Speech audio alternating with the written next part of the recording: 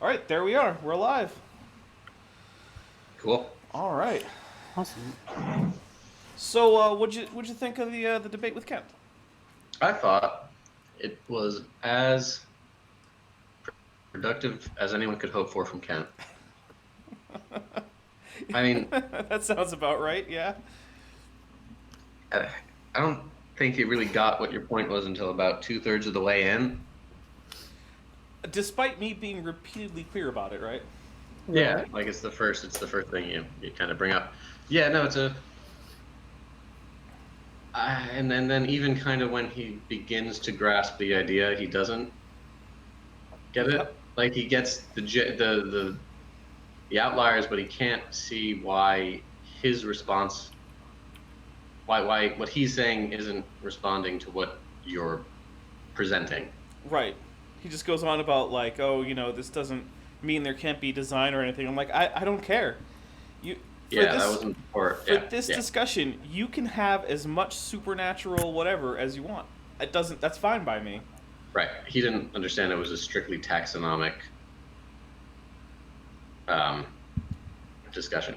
But, I mean, that's not completely his fault because he doesn't have any formal training in this, right? Like, oh, he doesn't even have any informal training. He clearly knows almost nothing about the subject. Yeah. Guys, he's an expert in dinosaurs. I don't know if you know that or not. I mean, he is Dr. Dino. He's a doctor but of dinosaurs. Did you notice that Dr. Dino admitted that he wouldn't know how to tell? To identify one in the field? Yes, right. I thought that was very funny. That was amazing. I couldn't believe that. And I was like, look, I'm not an expert, right? But if you give me a reasonably complete skeleton with some diagnostic areas of the body, right, there's a fair chance I could tell you, at the very least, this is a dinosaur form. Yeah. I mean, all of the people I know who have PhDs in paleontology can basically ID it. Like, if they find a bone or a collection of bones, it's pretty quick to be able to ID a dinosaur, as long as you have, like, a part with some of the diagnostic criteria. Right. Like, okay, sure, I get, like, 3 caudal vertebrae. I might not know what that is. Great. But, if I have... No. 3 caudal vertebrae is still tough. Yeah, I might, like I said, I might not know what that is, but if I get like a pelvis, maybe a shoulder girdle or something, or a skull, then there's a very good chance I'm going to know at least roughly where this is fitting. Exactly. But Kent apparently, I don't know, and I asked him like, it's like, how would you tell the difference between a woolly mammoth femur and say a dinosaur femur? Because superficially, I can see where those might be similar. Yeah, they're big. Yeah, they're both big femurs, and they both, have a little area where they socket into the hip that looks vaguely similar. Right. I mean, mammoths have a much more ball-shaped projection, but yeah. Yeah, well, that's why I use the word vague. Yeah. Yeah, it's one of those things where it's like, yes, you should be able to tell the difference between these two things if you're going to call yourself Dr. Dino. Yeah. Has he done any field work at all? I've never heard of him doing any field work beyond, I think he might have gone to the Paluxy River Trackway to pretend that some of those tracks are human tracks. Ah, I see. Right. I know Carl Baugh has claimed to have been a part of excavations that have unearthed dinosaurs. Well, there are, I think some of the YEs, the Young Earth groups do like some limited digging out west. Well, Carl Baugh's in Texas, so that could make sense. They once found a partial allosaur, which, I mean, as far as U.S. theropods go, allosaurs are, I think, probably the most common dinosaur fossil. Aren't they something like 50% of the fossils found of dinosaurs in the Morrison Formation or something crazy like that? Yeah. They're just all over the place. Every museum has an allosaurus. But, yeah. Don't get me wrong, I like Allosaurus, but come on. Oh, yeah. And it's always fun that they reconstruct their Allosaurus, basically the same exact way that everyone else does, even though, those other paleontologists are making those crazy assumptions about what it was like during its life, and then you see theirs, and you're like, oh, it's almost exactly the same. Yeah. Well, it seems like a lot of people like Kent Hovind basically just use dinosaurs as a propaganda piece. And the actual science behind their biology, their anatomy, any of that, it just doesn't matter. That's why they can say things like, oh, Parasaurolophus used its crest to store chemicals to breathe fire. I'm just like, what? That's such a weird... I don't even know how I... Like, if someone was like, you have to write a paper about this and you have to test it. I don't know. Like, maybe corrosion? No, because the bone wouldn't corrode, they'd be in sacks. I have no idea. Yeah, it's... I suppose if I had enough time, I could come up with some system of membranes and muscles. But, like, then you have to actually be able to test it, or else it's just a ridiculous claim. Well, I mean, that's what creationism is for the most part, right? That's a good point, yeah. So, I can at least get to the slightly better level than most of them when they say, oh yeah, it just had chemicals in it. I could probably invent a fantastical anatomy that would kind of work. Yeah, you could. Maybe it just has a lot of bombardier beetles living in its snout. They just crawl inside the crest, and that's where they nest. Symbiotically. That sounds about right. That's great. And now I kind of feel like my skin is crawling from the thought of a bunch of beetles crawling around inside my nose. But if you could breathe fire, it would be all worth it. I mean, probably. Yeah, it was, I don't know. I'm always astounded and frustrated that he's just dead set that dinosaurs are big lizards. That's one of the confusing things about it, and it seems like his only argument is just an argument from etymology.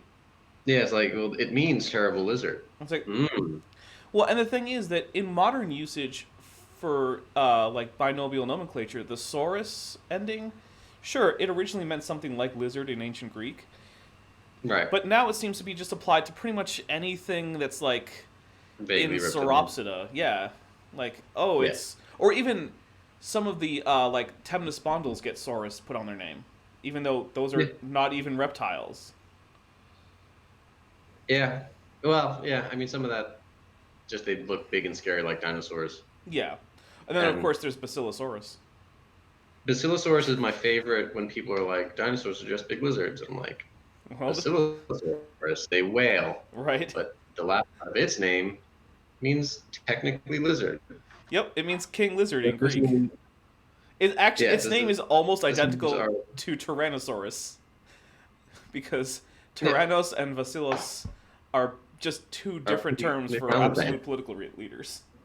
The only difference is one is hereditary and the other isn't hereditary. That's it. These are basically the same name, Tyrannosaurus and Basilosaurus, and you couldn't get two more different animals. Although, speaking of you couldn't get two more different animals, did you see the Kent Hovind video where he pretended that Tyrannosaurus was an aquatic dinosaur? No. And identified it with Leviathan from the Bible. I did not. Yeah, that's in his Creation That Destroys Evolution series under the letter T. Oh, I can't. I only watch videos that Bill or others recommend. I would never get anything done if I don't. Well, I watched this. I didn't watch much of his Creation That Destroys Evolution series because almost all of it is just, oh, hey, look at this. This is a thing that's neat. How did it evolve? Look at this other thing that starts with the same letter. Isn't that neat? How did it evolve? And he just does that for like an hour. And I was just like, this is the stupidest content I've ever seen. But then he did one on Tyrannosaurus where he tried to make it Leviathan from the Book of Job and claimed that it was an aquatic animal. How?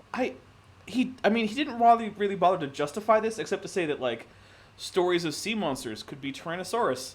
I'm just thinking, like, just the center of mass, wouldn't that tip its face into the water without great effort to pull its head up so it could breathe? Yeah, there are, like, infinitely better, admittedly not dinosaurs, you could use for, like, aquatic sea monsters. I know. And one of the things that got me was, like, so you know how Tyrannosaurus has those kind of smushed together metatarsals that basically turn all the metatarsals into one unit because they're all locked together?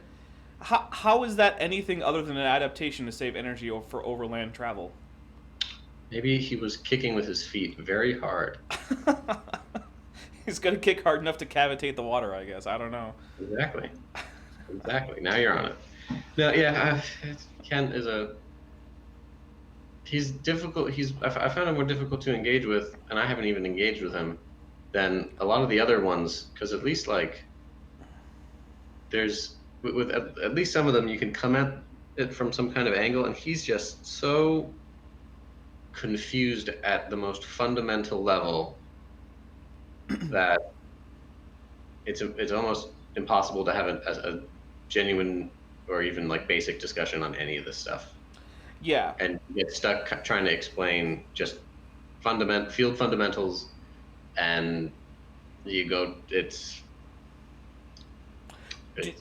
Did you notice the part where he seemed to think that humans have a caudofemoralis longus muscle? I did, and then I saw that you pointed out that we did not. Right, because he was talking about, if a bodybuilder gets strong, and it was clear that he was going in the direction of maybe they'll grow a big fourth trochanter. I was like, nope. Yeah. Nope. You don't even have this. This is a muscle unique to a particular group. And I said archosaurs, but I'm pretty sure it's actually a bit wider than that. It's probably archosauriforms, but... Yes. But I think so. I honestly, a lot of this depends on what phytosaurs are. For emotional reasons, I would like to make them archosaurs.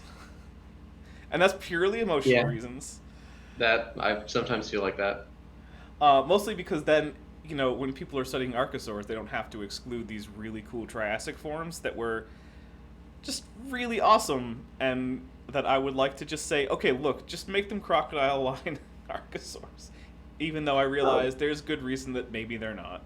You gotta keep most of the weird Triassic stuff, at least the Archosaur Triassic stuff on the Croc line. It's just really phytosaurs. Yeah. And maybe I can't remember the name. There's another weird convergently crocodile-like group of Triassic archosaurs.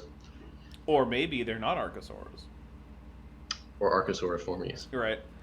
Well, yes. One of the things with this debate is I didn't want to get into the difference between things like Archosauriformes, Archosauromorphs, Dinosauriformes, Dinosauromorphs, dinosaurs, because right. No, that was the right call. Okay, because I was just thinking like Kent has probably barely even heard of the word archosaur. I know he has because I know Aaron Ra has said it to him a few times.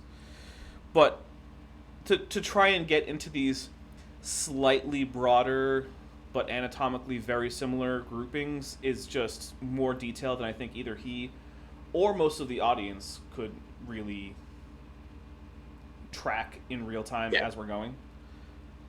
And that's one of the reasons why when I was giving characteristics for dinosaurs, I would sometimes include things that are actually characteristics of things like archosaurs. Yeah. And because you have to have them to be a dinosaur, because you have to be an archosaur to be a dinosaur, it's not technically wrong to say that this is a characteristic of a dinosaur. I don't know. Does that seem reasonable? Like if you found a dinosaur that wasn't an archosaur, well, clearly something's wrong. Right. Yeah. Yeah. It's like if you found an Ave metatarsalian ankle. Right. It is a character. It's a plesiomorphic characteristic of a dinosaur. So it's primitive to the group. Technically, all dinosaurs have it. Right. But it would not be diagnostic of the group. Right. But yeah, so it's one of those things where I'm like, I was trying to be careful to word it such that you have to have all of these things. Yeah. To be a dinosaur. I think keeping it restricted to like 4 levels of taxonomy was advantageous, especially with the level of audience that you're dealing with here. Because I imagine that most of the people listening on Ken's channel don't have extensive backgrounds. Well, right, and neither do most people. I mean, you ask the average person on the street, hey, what are like the synapomorphies that unite Dinosauria as a clade? You're just gonna get a blank stare, which is fair. Yeah. No, it's a very specific. I think a lot of people, if you rephrased it, like, what is the key trait to be a dinosaur? I think like maybe a third, depending on the country you're in, would be able to tell you like erect limbs under the body. Yeah. Which isn't technically incorrect. Yeah, you do have to have those, but you have to have a specific set of them. Like, You can't be like a Rausuchian with those pillar erect limbs. That won't work. Yes, exactly. Which actually, last time I was at the Houston Museum of Natural History, I was in the paleontology wing, and the friend I was with kept pointing to things. He was like, "Well, surely this is a dinosaur." I'm like, "Nope, sorry, that's a Dicynodont." And he's like, "What about this?" I'm like, "No, that's pretty far off. That's a Rausuchian." And he's like, "Well, what about that?" I'm like, "No, that's Spilosuchus. That's a Phytosaur." And he's like, "Well, where are the dinosaurs?" I'm like, "Let's get into the Jurassic era. We'll get more there." I've never been to that museum. Oh, I'd like to go. It's really nice. They have like 4 Quetzalcoatlus mounts and like 3 Tyrannosauruses and like 2 Triceratops or something. Wow. Yeah, it's really That's a few. impressive. Actually, I think. Oh, Yeah, go ahead. Oh, I was just gonna say quick. One of my other videos, I actually complimented Kent on using one of the Quetzalcoatlus mounts from that museum in his example of it. But that was in the same video that he said that Quetzalcoatlus was a bird. Oh. Which is just like, yeah. No, it's not. Just because it flies doesn't doesn't make it a bird. There's a lot of things that flew or fly that aren't birds. In fact, the most speciose order of mammals, if I remember correctly, is bats, and none of them are birds. Exactly. It's either bats or rodents. I think it kind of battles back and forth. I'm not sure, but I don't do mammals. I think that sounds right. Yeah. I think if I had one suggestion for like a note for the debate, it would have been to set up the idea of synapomorphies. Yeah.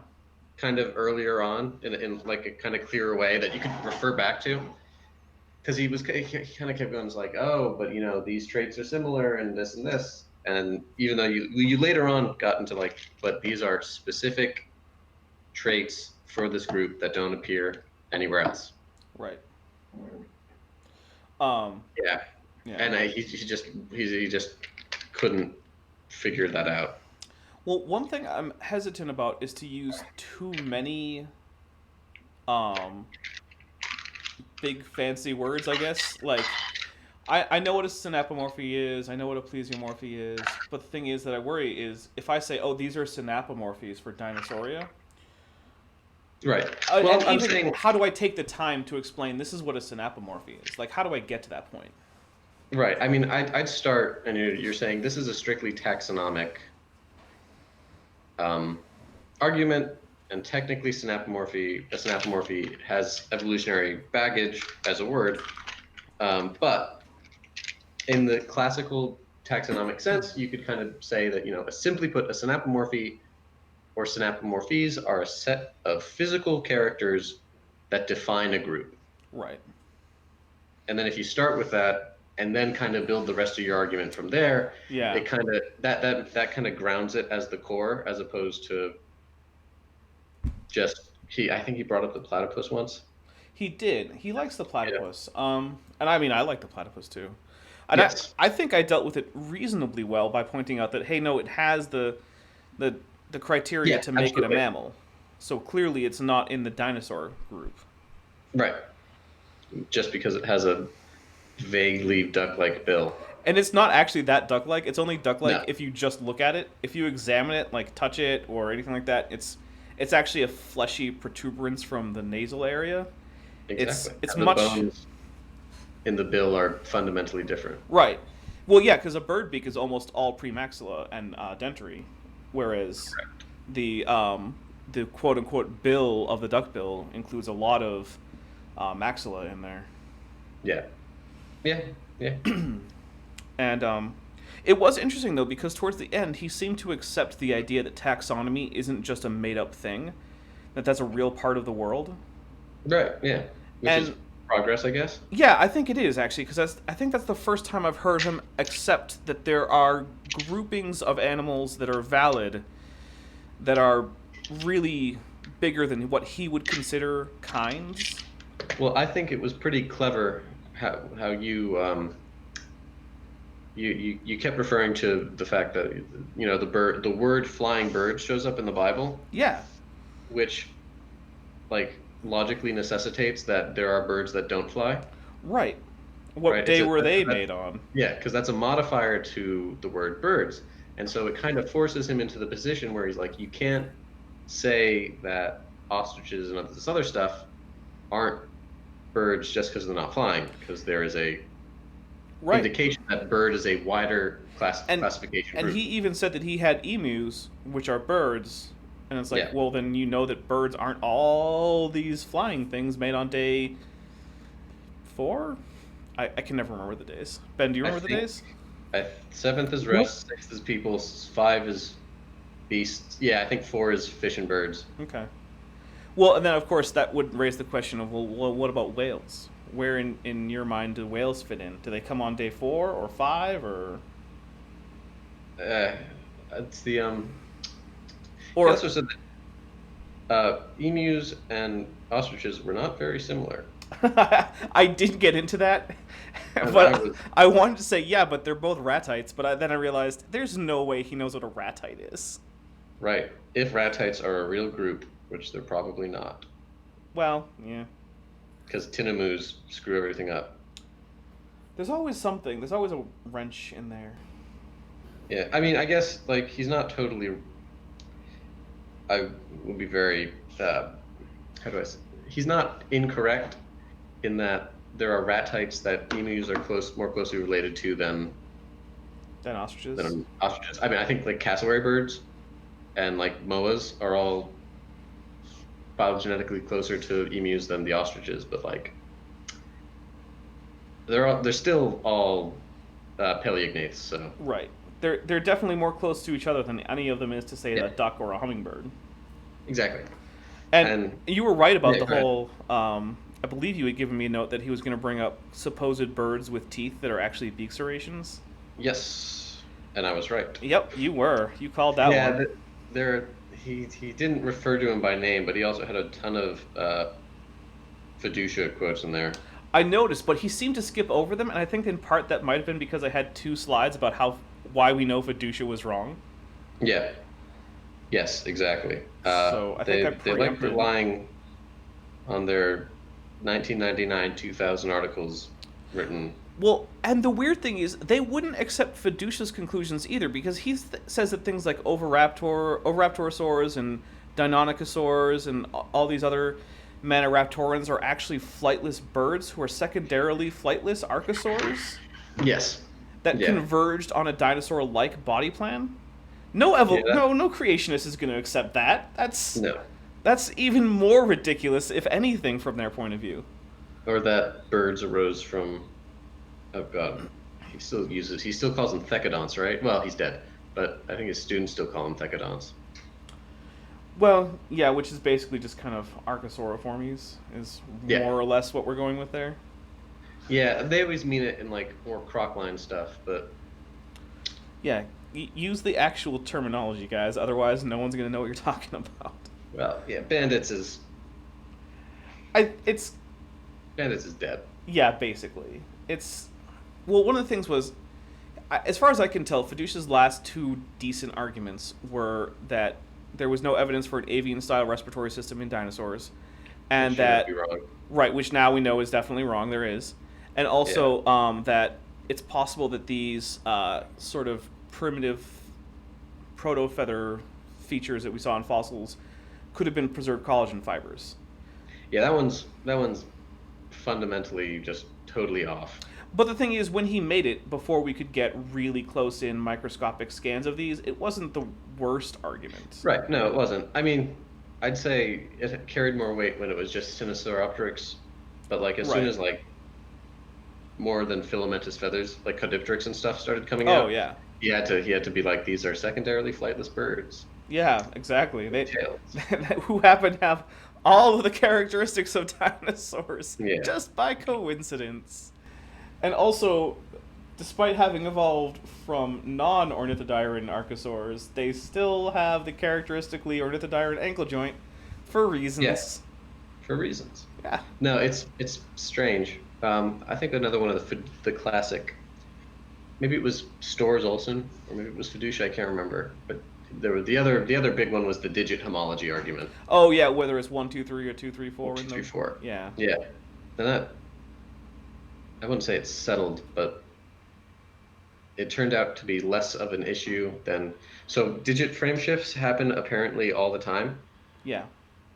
where digit identity is shifted onto different fingers during development.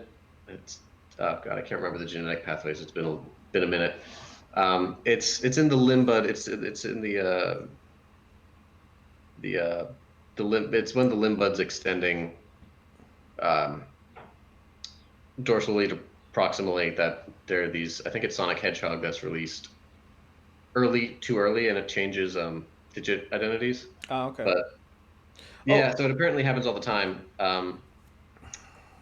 And then there are some early ceratosaurs, and turns out a lot of dinosaurs have the remains of the fifth metacarpal. Okay. That we just thought was lost. Oh, but it was more lost in the sense that we hadn't found it yet? Yeah, and it was in like some of these ornithomimosaurs that were collected in like the 40s, and just no one described them. But for a lot of these dinosaurs now with the fifth metacarpal, we can be like, it's 2, 3, 4. Here is 5. Right. And it becomes easier to show where the shift, if a shift happened.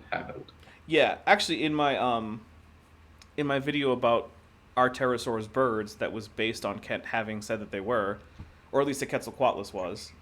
That was one of the things I brought up, was that, there's still some question as to whether or not bird digits are 1, 2, 3 or 2, 3, 4 versus dinosaur digits.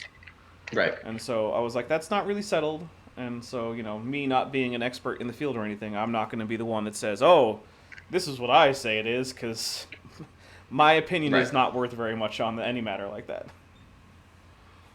That would have been a fun video. Did you talk about Scansoriopterids in that one? I didn't. I might, because I noticed that there has been another one discovered with membranous wings. Embopteryx, yeah. Yeah, and that I think that might have been making waves with some creationists saying ridiculous things about it. Yes, someone thought it was a bat. That makes sense, yeah. I mean, it has such a bat-like skull and hip bone and tail and limbs. Yeah. I did a little video with Bill on that. Oh, I think I might have seen that. And wasn't one of the wing bones actually like a wrist bone? The main bony element that supports the actual wing is a very long wrist bone. Yeah, and then there was another, what was it, like digit 3 or something? Is another one that supports a large section of the wing up towards the front? So digits 2, 3, and 4 are kind of just compressed at the front. Okay. And there's a little bit of membrane that's stretched over them, but the majority of the wing is supported by this long, weird carpal. And I suppose there's probably a propatagium there too. Yeah. I mean, even actual birds have a propatagium, so. Yes, most things that fly, that are vertebrates, basically everything that flies that is a vertebrate needs a little bit of flappy skin. Yeah. Just to make that airfoil completely aerodynamic. Yeah, exactly. You can't start somewhere. Yeah, you can't have a big weird V in the middle of your wing for no reason. Yeah. Now, Ben, I think you had some. You called them notes or something. You want to go over what you thought? Not really notes. I mean, I had some of his usual phrases he likes to throw out that I had written down. Oh, you got like a scorecard? How did you get a bingo or something? Basically, so the first one was essentially him arguing that evolution is a religion, or whatever you believe is a religion. He brought that up plenty of times. Yeah, and it's just so weird because the way he says it, it's like you don't know, you just believe, but everything he's saying could apply to his side of the story. It could apply to his side even more. Even more so, or at least as much, so I just find it baffling. And the other baffling thing to me is that saying that implies that religious belief is bad, and yet he's explicitly arguing for an admittedly religious belief system. So what's the strategy there? Well, and I knew you'd use some terms that he would not be familiar with, so I was really expecting him to do one of those, why don't you explain for the audience what that means? that he does every time someone uses a term that he doesn't understand. I was kind of hoping he would do that too. I was a little I disappointed know, he I was didn't. looking forward to it, but I don't think he did. Oh. So, you know. Alex, did you ever see the Kent Hovind King Crocoduck debates? Oh no, So I don't know. Do you know who King Crocoduck is? I'm vaguely familiar. Yeah. Yeah. So he's mostly into physics, especially. Well, how about you explain it for the audience for their benefit? Exactly. Yeah. So You have to look more puzzled when you ask the question, though. yeah, in those debates, King Crocoduck would bring up these aspects of physics, like the Casimir effect or the expansion of space time and things.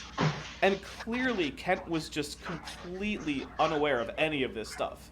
And he would say things like, "Why don't you explain it for the average audience member? Because I don't think they know what you're talking about." He did it so many times. It was He also called it the Kashmir effect. Yeah, he like did the, repeatedly. Like the fabric, the sweater. He called the Casimir effect the Kashmir effect. That's pretty good. Oh, and it was pretty obvious that he wasn't doing it like when he calls Wikipedia Wikipedia. It wasn't just a joke.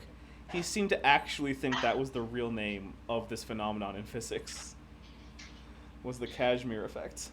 Yeah, that's not shocking. No, but it is kind of funny. Yeah.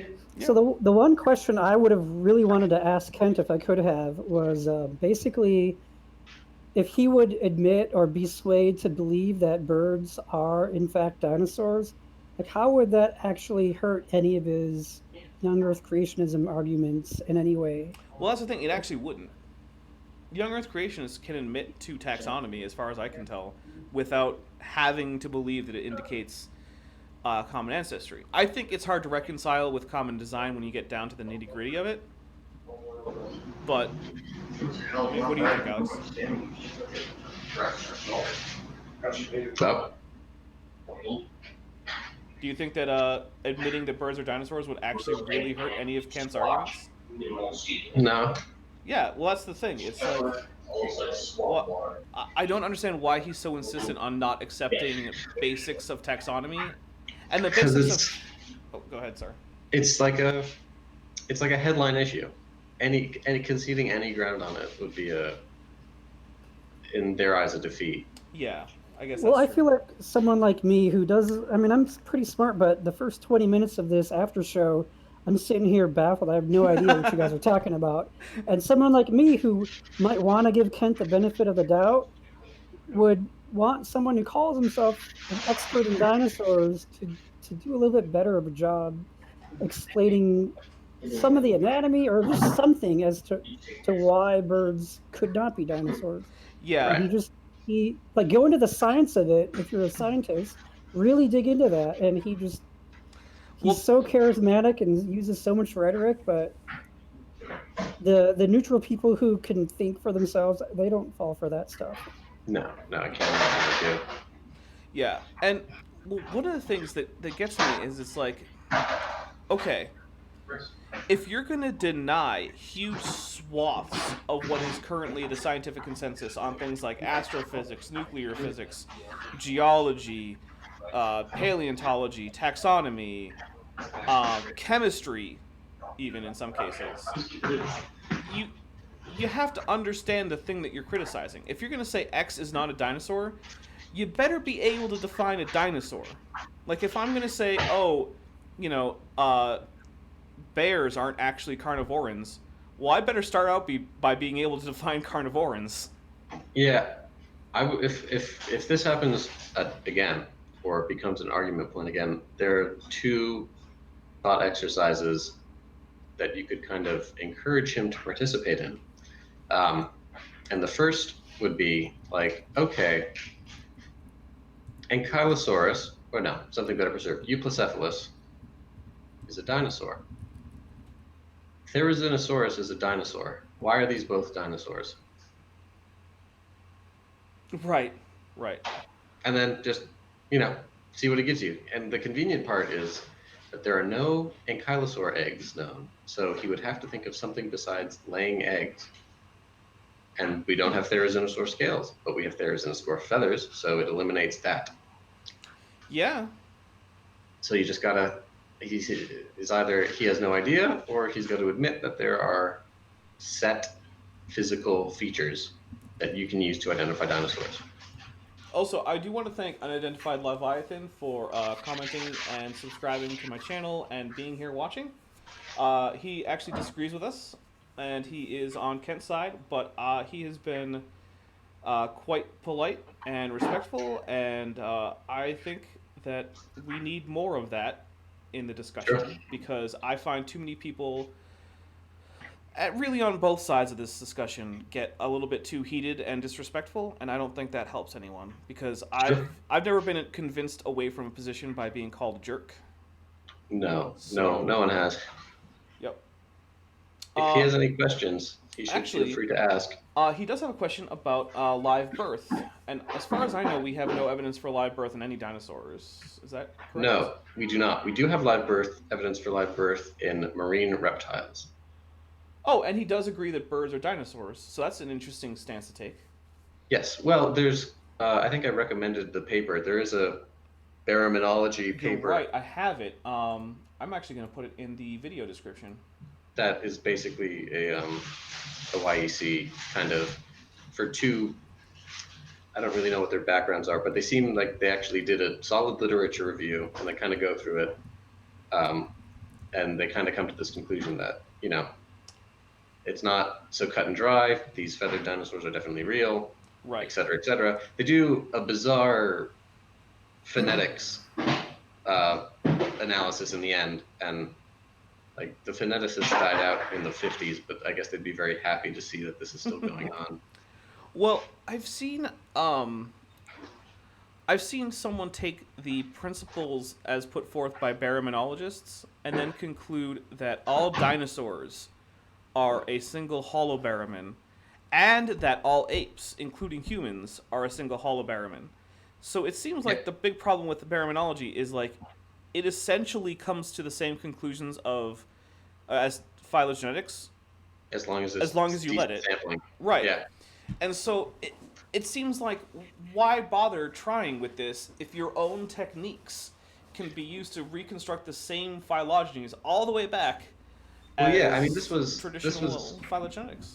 A fundamental debate that spanned back in the day, there were the evolutionary systemicists, right? And they were all these guys that were like, everything about evolution can be worked out from population genetics and population biology.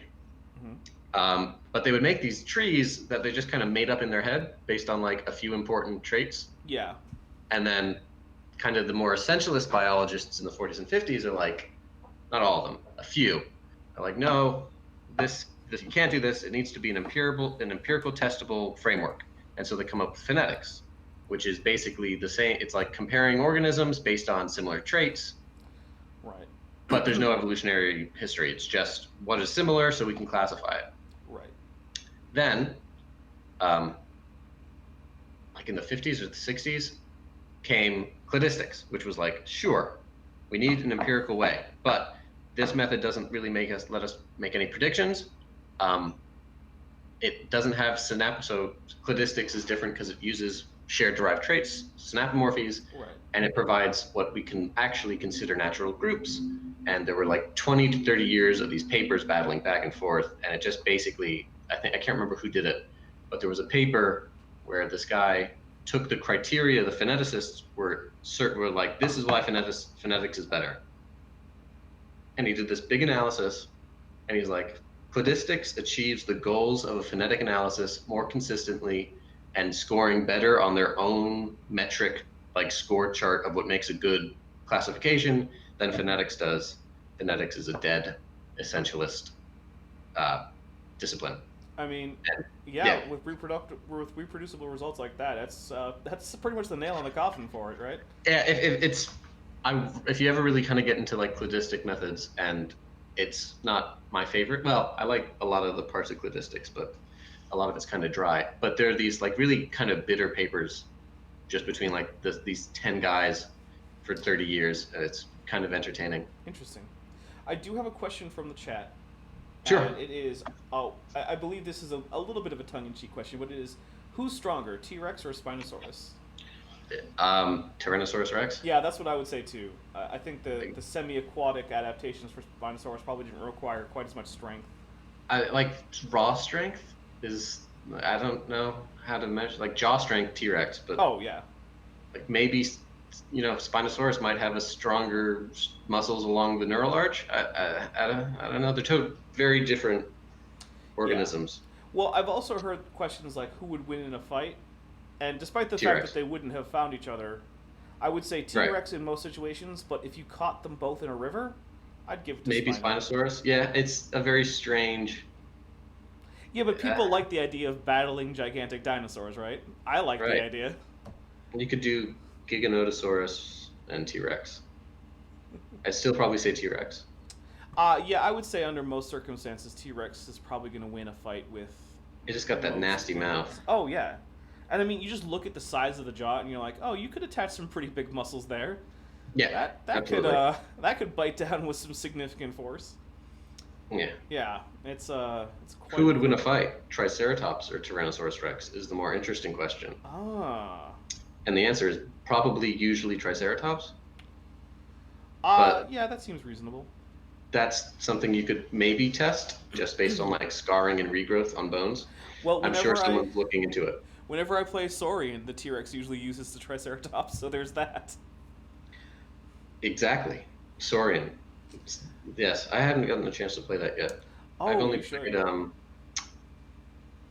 played one dinosaur game, the new Jurassic Park game. Oh well, unidentified Leviathan agrees with us about T Rex winning, so there's Good. he's with us on that. Yeah. Even though I think his avatar is actually a silhouette of Spinosaurus.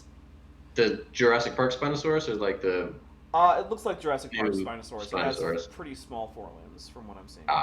yeah. Yeah. I mean, I don't know if I totally believe the reconstruction of the new Spinosaurus. With the quadrupedal stance and the knuckle walk. Yeah, I have problems with how is it walking on its knuckles, but It's not the most plausible thing I've ever seen, but it's also Yeah. not the most implausible thing I've ever seen. no, and I don't doubt that those forelimbs are incredibly long, and I don't doubt that it's semi-aquatic.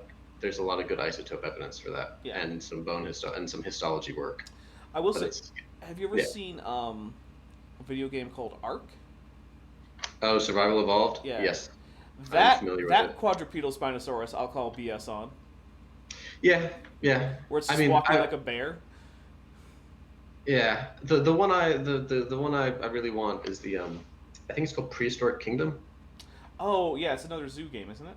Yeah, but it's like as realistic. they're all looking. accurate. Right. and- Yeah. Or mostly accurate because I mean I'll play the Jurassic Park one because I can play it on my PS4 and it's pretty fun. I can close my eyes and just pretend everything's feathered if I squint, and the wrists aren't weird. But The wrists are terrible. Oh my goodness. yeah, but it's whatever. It's whatever. Dinosaur games are fun. But with the wrists, I have trouble getting too harsh on people because I've been to plenty of museums where a museum reconstruction of a theropod has bunny wrists. I don't know. But they might just be old, Well, it's one of those right? things where, Like yeah, it's older reconstructions, but like when people go to museums and see this, I Yeah. can't get too angry at them for concluding that this is an accurate reconstruction for whatever the dinosaur is. yeah, absolutely. Yeah, Absolutely. and Unidentified Leviathan is right. It's a Jurassic World Evolution. Yeah, that's the game. I have it too. It's been a little while since I played it, but it's a fun game. They have nice continued support. I know they keep putting out Yeah. new species and stuff. Yeah, that's true. So I try to sometimes check in on that, and I'll Yeah. make time and space specific. Well, I would check out Pleasures. Saurian because one of the things about it is that they I consult actually- heavily with paleontologists to make their reconstructions as accurate as they can. I met the I have the business card of the guy who does the art and general R.J. design. Palmer, I believe. I think so. He was at SVP this year, Okay. and I was asking him why they went back on the feathered T-Rex. They actually did a and pretty got- extensive blog post about that. Yeah, we got into a little discussion about that. He errs on the side of probably because like the whole integument on T-Rex is such a bizarre intersection of like cladistic methods and taphonomy, right? Because like now we have like these dimes of scales. Oh, or 1 second. scales. For the Yeah, audience, go ahead. taphonomy is the study of how fossils are preserved and how that is Oh, reflected in what yes. we actually get. Because I realize that's probably not the most common word out there. Right, I realize. My apologies. But yeah, so like the evidence that tyrannosaurs have feathers is coelurosaurs have feathers, Right. and we have two tyrannosaurs that have, Dilong and Utyrannus. Mm-hmm. And Utyrannus is pretty big, but they're also farther down on the tyrannosaur family tree. You mean more And basal? then, yes, Okay. basally branching is like, I'm trying to, it's a, never mind, not right now. Okay. Um, Okay. And then kind of the evidence that's been cited that, tyrannosaurs don't have feathers are these very small, but there are a few of them, scraps of skin Mm-hmm. that are found on some of the large tyrannosaurs. They're only I think less than 5 from T-Rex itself, but there are a few from other related organisms. But the thing is like, we got scales, so it's definitely scaled here. And then my immediate responses are, it could have had feathers in other places. Calindrodromeus does. Ornithomimus has feathers on some part, not on other parts, etc. The conditions that would preserve tiny fragments of scale might not preserve feathers. Yep. And everyone seems to think it's like a scale or feather argument, but it could also be like leathered and broken keratin, like alligators have. They don't really have scales like lizards and snakes. Yeah, they have some scutes here and there. And Yes. And then the actual texture of the skin, like on a keratin microscopic level, is very strange. It's an ongoing debate. It's far from settled. Don't let anyone tell you it's settled. Oh no, it's definitely not settled. But I can see their reasoning, which is basically saying, "Hey, look, everywhere where we can look, we're not seeing feathers." Yeah. So I mean, have any feathers been preserved in the Hell Creek for animals that we know feathers are on? I don't know the answer to that question. It's no. Okay. Dakota raptor has ulnar bumps on its ulna, which is the bone here, for what we think are probably quill knobs. Probably quill knobs. Okay. But that Dakota raptor paper is a little bit of a mess. They identified a bunch of furcula, and a bunch of them turned out to be turtle ribs. Well, a turtle rib is definitely not a furcula. Yeah, I mean there were some real furcula there, but well, that's good. That's a plus. Yeah. Which is anyway. It's interesting because it wasn't that long ago that the question of whether any non-avian dinosaurs had a furcula was still open. That's blown up. Yeah, now it just seems like we just got furcula coming out of our noses. Once you kind of know what to look for, stuff will show up. Right. Where you're like, oh my god, I can't believe we didn't realize this the first time. I'm in a position like that right now with some croc stuff. Do you know if any we have any preserved feathers from the Morrison Formation? I believe the answer is no. I also believe the answer is no. I know there's a there's a U.S. preserved feather that was assigned to Archaeopteryx. Okay. And I don't know if it was from the Morrison. It's not associated with anything. It's just a lone feather hanging out there? Yeah. Okay. I might be wrong on that, but something like that. Yeah. None from the Morrison. I don't think there are any feathered dinosaurs from the U.S. There's some from Canada. Well, so when I'm thinking about the Morrison Formation and just kind of the taphonomy of the site, it doesn't strike me as the kind of place where I would expect lots of integument. No, I mean, it doesn't preserve many small fauna. You have like some coelurosaurs and a handful of neornithians, like Othnielia, which is fragmented. You have Dryosaurus, but it's not great for small specimens. It seems like it has a pretty strong preservation bias for big, heavy bones. Yeah, absolutely. And that's about it. Just another thought that I'm thinking about your debate, and another thing you could have done. Okay. So there was one part where, Kent was like, hey, if you showed a 5-year-old or something, a dinosaur and a bird, he would know which is which. And at that, what I would have recommended that you would have done is you should have had a few images just kind of saved at the end that you can go to. Right. And you can be like, all right, what are these? And I could have had my own group of 4 dinosaurs, one of which is a bird, They're all Yeah. very bird-like.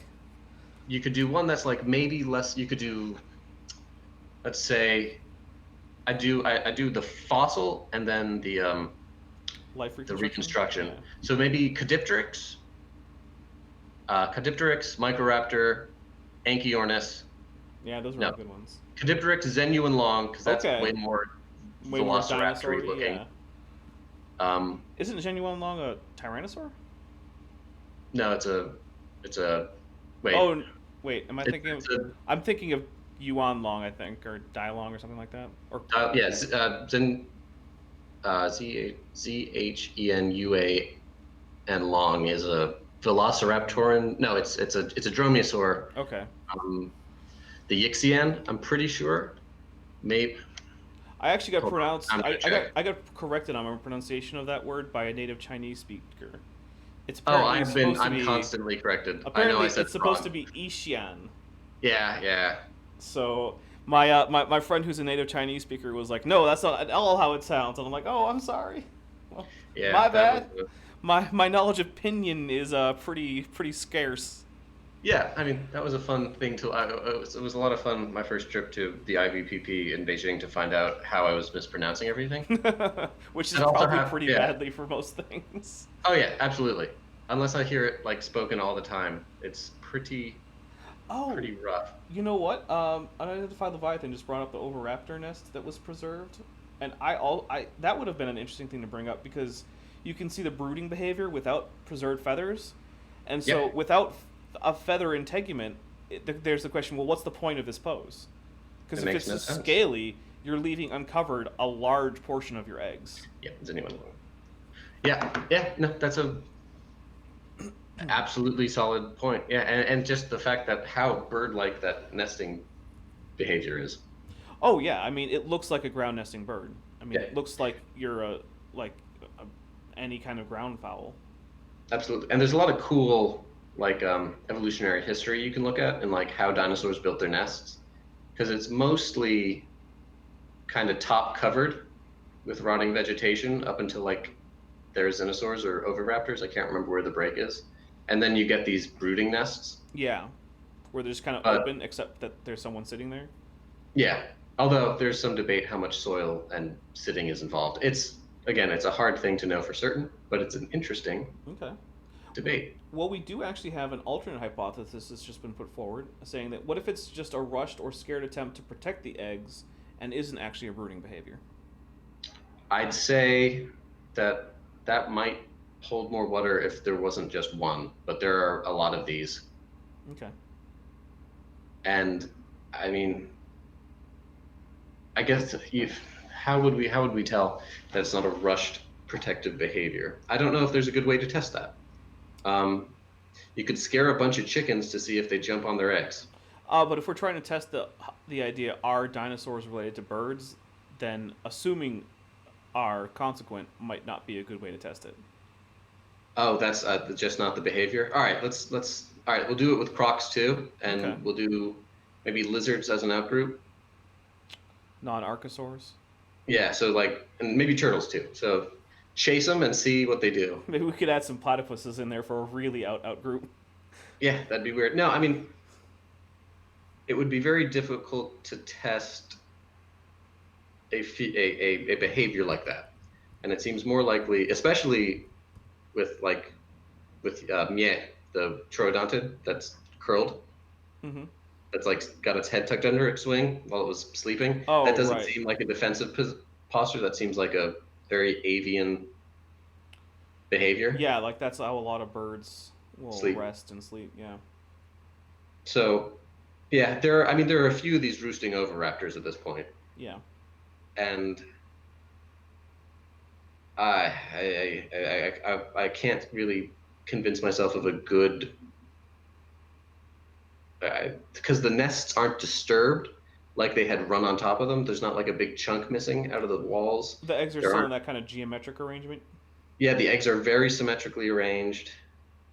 It just looks like a big sand dune collapsed on them, and that was kind of it. So I think I would like to now ask you, like, you've been doing work on, what is it, Triassic Crocodile-morphs. Crocodile-morphs, right? Now that's really Correct. cool because that's a group of animals that I think gets kind of short shift in the media and the public's awareness. Correct. And That is I'm going to tell you what. I'm going to take a quick break to just get something because my throat is getting a little dry. sure, no problem. And I'm going to be back, and I want to hear more about that because that is really interesting to me. Cool. All right, that sounds like a plan. I'll be right back.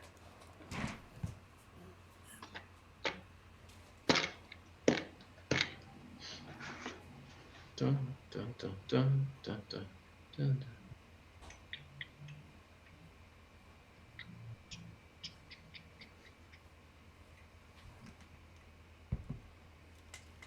Okay, I'm back because I had a drink staged in anticipation for this very eventuality. Very wise. Yep, I actually have an old-fashioned staged, so... Oh, that's awesome. yeah, it is. It's quite nice. But anyway, so, yeah, like, what formation are you working in? Is it like Chinle in New Mexico in eastern Arizona, or? I have so a lot the two specimens that I'm currently describing for a paper are from the Yunnan Basin in China, Okay. and I've collected there. I worked in that basin, and the other is from the Oxfordian of China in the Shishugo Formation. I didn't collect that one. That I don't one's think I'm just familiar in our with collection. that one. What's the geological context for that one? It is a semi-arid floodplain. It's kind of the what do people know from there? Guanlong, Limosaurus. Okay, I know Guanlong. Yeah, these kind of weird late Jurassic transitional dinosaurs. A lot of these really early ceratopsians that like don't have a frill yet and are running around on their hind legs in the Jurassic are from there. Like a Psittacosaurus, Protoceratops kind of a thing? Like before them. Oh, wow. Yeah, like Yinlong or Archaeoceratops. Or wait, Archaeoceratops is Cretaceous. So Yinlong, Julianoceratops, stuff like that. Okay. The stuff it doesn't even look like it has like the beak yet. They have just mouths full of teeth. It doesn't They're have very weird. It doesn't have a rostral rostral bone? bone, yeah. So how do we know that it's a ceratopsian if it doesn't have a rostral bone? From other strange synapomorphies in the skull. Okay. It's got honestly, some of them look almost like pachycephalosaurs. They're so basal. Well, I mean, that's marginocephalia, right? So. Exactly. And it's kind of shifted the attitude that pachycephalosaurs might just be a long-lived primitive marginocephalian group. And like they did some interesting stuff with their skull, but they are pretty much like the flat-headed ones, if they're not just juveniles, are probably fairly reminiscent of kind of the more primitive marginocephalians from the Jurassic. Okay. So, and this formation where you got these, what was it called again? I'm sorry. The Shishugo. Shushugo, okay. And this is a late Triassic formation? Late Jurassic. I think I wait, misspoke. Jurassic? Jurassic, yeah. Okay.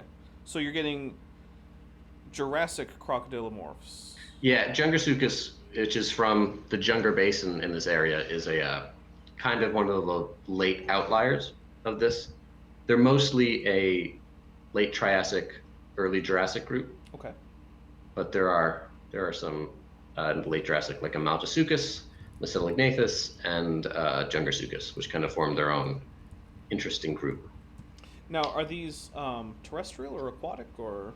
Yeah, so these are, I mean, they're referred to generally as Sphenosuchians. And that is Spheno? Spheno, Sphenosuchian. I got that right. Look at that. Yes. I can guess words. Exactly. I'm looking them up right now. Okay, these look pretty darn terrestrial to me. Very terrestrial. Yeah, so phylogenetically and cladistically, they're kind of in this very important area between the more basally branching Crocodile-line archosaurs and Crocodiliforms proper.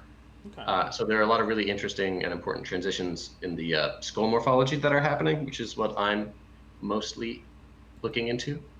So if you were to compare it to other these things are closer to crocodiles than Rhesuchians are, than Aedosaurs are, than Ephigia and stuff like that is. Okay.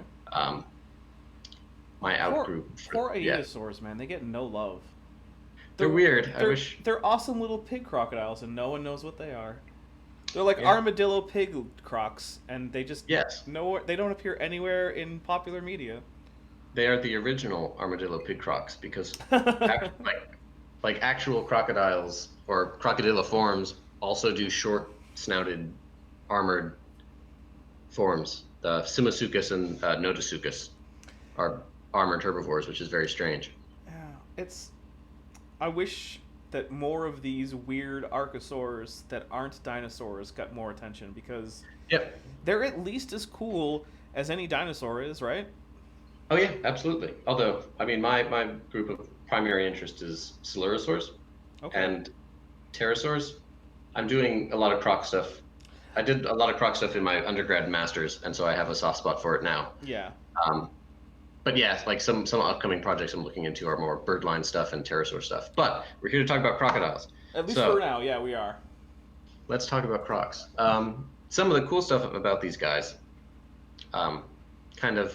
so as you probably saw when you looked at some of the images, these guys have these erect legs. Oh yeah. They're very, very tall-legged terrestrial organisms. Part of that is just they have these really long radiali bones in their wrists that are not like most others. Jungersuchus has the longest. Some of them almost look like they have the build of like a weird reptile cat. Yeah. So these are probably pretty active. A few. I didn't do this, but someone else was looking into potential, I think, lag lines in these things. So lines of arrested growth, if you don't know, are kind of sequentially deposited histological correlates that indicate growth over a certain amount of time, and it kind of lets you estimate how old dinosaurs or other things with them are. Right. Beyond just whether it's a juvenile, a subadult, or an adult, which you can sometimes do with sutures in the skulls. If they're very close, they're usually adults. Mm-hmm. If they're looser, they're juveniles. But there is some compelling evidence that a lot of these early crocodilomorphs, like Jungersuchus, Debothrasuchus, Sphenosuchus, are at least mesothermic, if not warm-blooded. Interesting. Yeah. I mean, they look like they have the build for it. Yeah, and honestly, Rhesuchians might have been warm-blooded too, or at least mesotherms. Well, so it seems likely that archosaurs might have been ancestrally mesothermic. Well, and I brought this up in the debate, which is that modern crocodilians have actually a 4-chambered heart, but it's only functionally 3-chambered because they bypass one of the chambers. And it's hard to imagine why you would have a 3-chambered heart a 4-chambered heart that just doesn't get used as a 4-chambered heart if there wasn't some kind of previous, at least mesothermy. Right. Yeah. I mean, that makes sense. They're kind of shunting blood across one of the valves so they can stay underwater longer. But to have the 4-chambered heart in the first place, would only make sense in that context. Right. It seems like it's. I know Kent would hate this, but like a vestige of a mesothermic or even endothermic ancestor. Exactly. If you ever find yourself in a position where you're like, need a good vestigial organ that's not, because everyone knows that a vestigial organ can still have like a proper function. Well, you say everyone knows that, but I know people who don't know that. Right. But if you ever want to like just give someone a satisfying vestigial function that's fun for the whole family, Abelosaur forearms. Oh, those tiny little one. Yeah, that are like literally fused together and so small. Oh, they don't even have radius and ulna. They just go straight from the humerus to the carpal bones. Well, the radius and the ulna are so small that they're basically carpal bones. Oh, is that what that is? Okay, I was just looking at the skeleton. I think so. Okay. For some of them at least. What's Carnotaurus? I think Carnotaurus might totally lose them.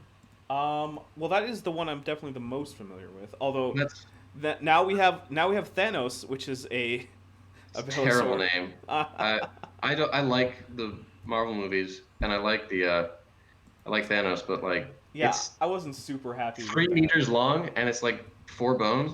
was like a total Look. waste of a name. Yeah, yeah. It is kind of disappointing. Oh, I guess that might be a radius or an ulna that I'm looking at when I look at this skeleton. Yeah, they do. Okay. Yeah. Yeah, it's incredibly short. Yeah, But it almost looks like they don't have a forearm. They yeah, they actually I don't think they have wrist bones. No, they just go radius ulna bam metacarpals. Yeah, bam 1 2 3 4. Yeah, Take and that there's only flexibility. there's only one bone on 1 and one bone on 4, Mm. and then 2 is 3 and 3 is 2. Yeah, Abelisaurs are such a weird group. Yeah, one of the guys who's in my lab for I guess until I move on, he does a lot of ceratosaur stuff. Okay.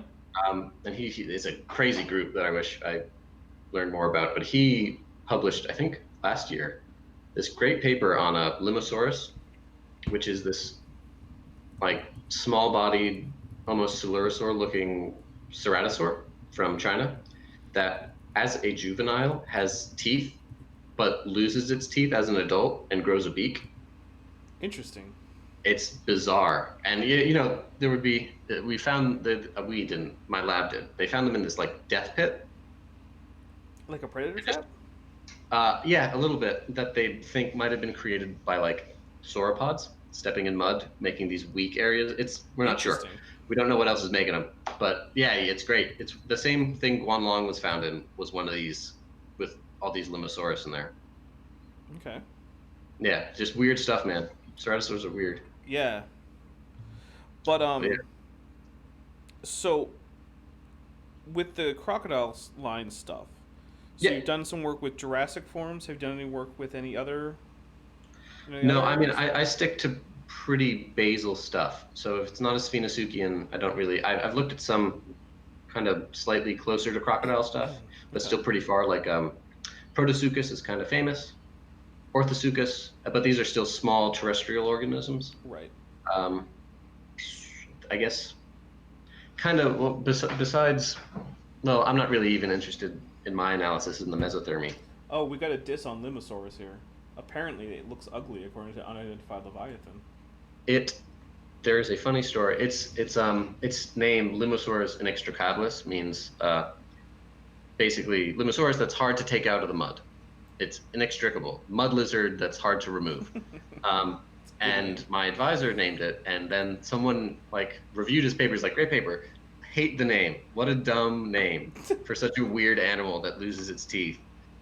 And well, yeah, I don't know. I think it's a fine name. Yeah, it's this weird little bird thing. I mean, they reconstruct it with feathers, so it looks kind of birdy. Yeah, and it I'm probably seeing... had feathers. Yeah. Well, at this point, okay. So speaking of feathers and fluffy integument, ever since we found, and by we I guess I just mean humanity, found things like Colindodromius, right? So now we have ornithischians and saurischians with filamentous integument. Right. And then, now when we know pterosaurs were almost entirely covered in filaments. Which might be feathers. Right. Especially after that 2018 paper, right? Good paper. Yes. Yeah. So at this point, I'm just like, you know what?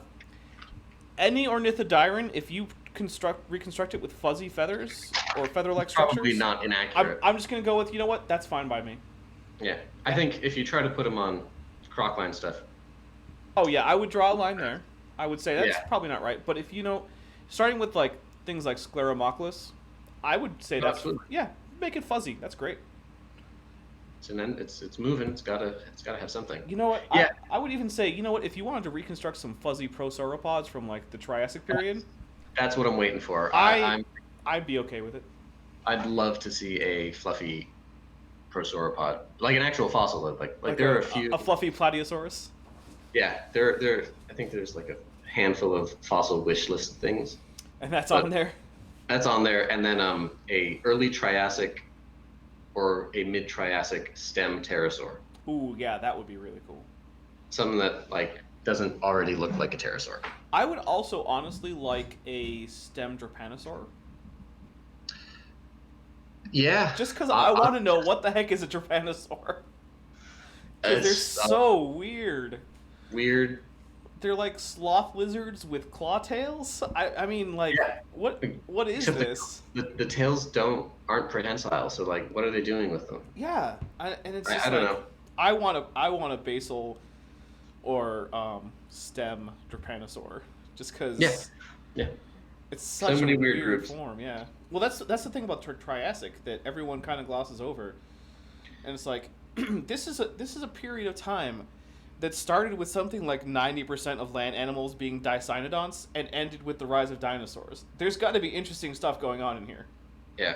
I mean, yeah, because once you get to the once you get to the late early Jurassic, like the modern animal fauna is basically established, except by the Paleogene we swapped dinosaurs out for big mammals. Right. Like everything else is pretty like you have lizards, you got snakes, you got turtles, you got um, most like salamanders, frogs, amphibians, all that stuff. Crocodiles have some fun, and then die. Almost entirely. It was just such a shame. I But know. yeah, like because one of the changes that happens in the group that I'm looking at with the croc skull Mm-hmm. is that a lot of these primitive, more basal crocodile archosaurs have very kinetic skulls, kind of like lizards. Interesting. Well, not as kinetic as lizards, but Wow. similar. There's motion of the quadrate relative to the rest of the skull, Okay. which is more lizard-like than it is croc-like, because crocs have totally fused the quadrate bone to their brain case, Mm-hmm.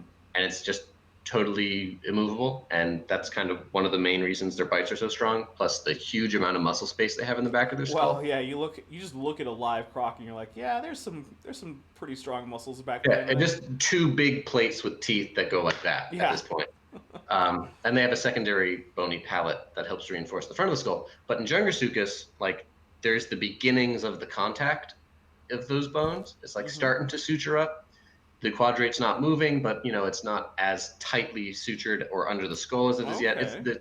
It's a cool series of transitional crocs that really lets you get into the more familiar stuff that you'll see in the Jurassic. But That is even cool. in the Jurassic, there's like they do a repeat of all of the weird Triassic crocs in the Cretaceous and the Jurassic. So you have like we talked about before, you have another set of armored crocodiles that shows up later. Right. You get kind of these Rasuchian replacements in the Cebasuchids and like Caprosuchus and the Majungasuchids, these big, nasty, some a little more terrestrial. You get little insect-eating crocs. You get a fully marine radiation of crocodiles, which is the only one outside of birds in Thalattosuchians. Oh Crocs do, yeah, and they converge pretty closely on mosasaurs, don't they? At least from my some of memory. them. Okay. Yeah, so like Dacosaurus and some of the Metriorhynchids do Okay. pretty weird stuff that you kind of see again. I saw a video highlighting a species of varanids that spends a lot of time in the ocean, and I was like, all right, here we go, a few million years, Mosasaurus 2, Electric Boogaloo, let's do it. Yeah, it's crazy to watch them swim because it's basically a mosasaur. Mm-hmm. Yeah, cool. They're a fascinating group. Which, if to bring it back to Kent, I've seen Kent misidentify a mosasaur as a dinosaur that he called Dorudon, which is in fact a whale. Well, yes, Yeah. That's wow, like that's double trifecta. wrong. Yeah, I know. It's like, Right. Yikes. how do you do that? It's like you call it a dinosaur and then you name it the name of a whale, and actually it's a lizard. Yeah, yeah. Hey. Whoops. um, but yeah, mosasaurs and that's a cool group. It is a cool group. And they are actually lizards, which is something that I think a lot of people don't know. Yeah, that was I remember learning that when I was younger and just kind of be like, oh, cool. So there's like you can do a lot more comparative work with extant stuff than you can with a lot of other of these big groups with mosasaurs. So like there are no Sauropterygians left, right? Right. Except if you think turtles fit in there, which It seems like they're diapsids. yeah, I mean, well, Sauropterygians are diapsids. Oh, but, sorry. Yeah.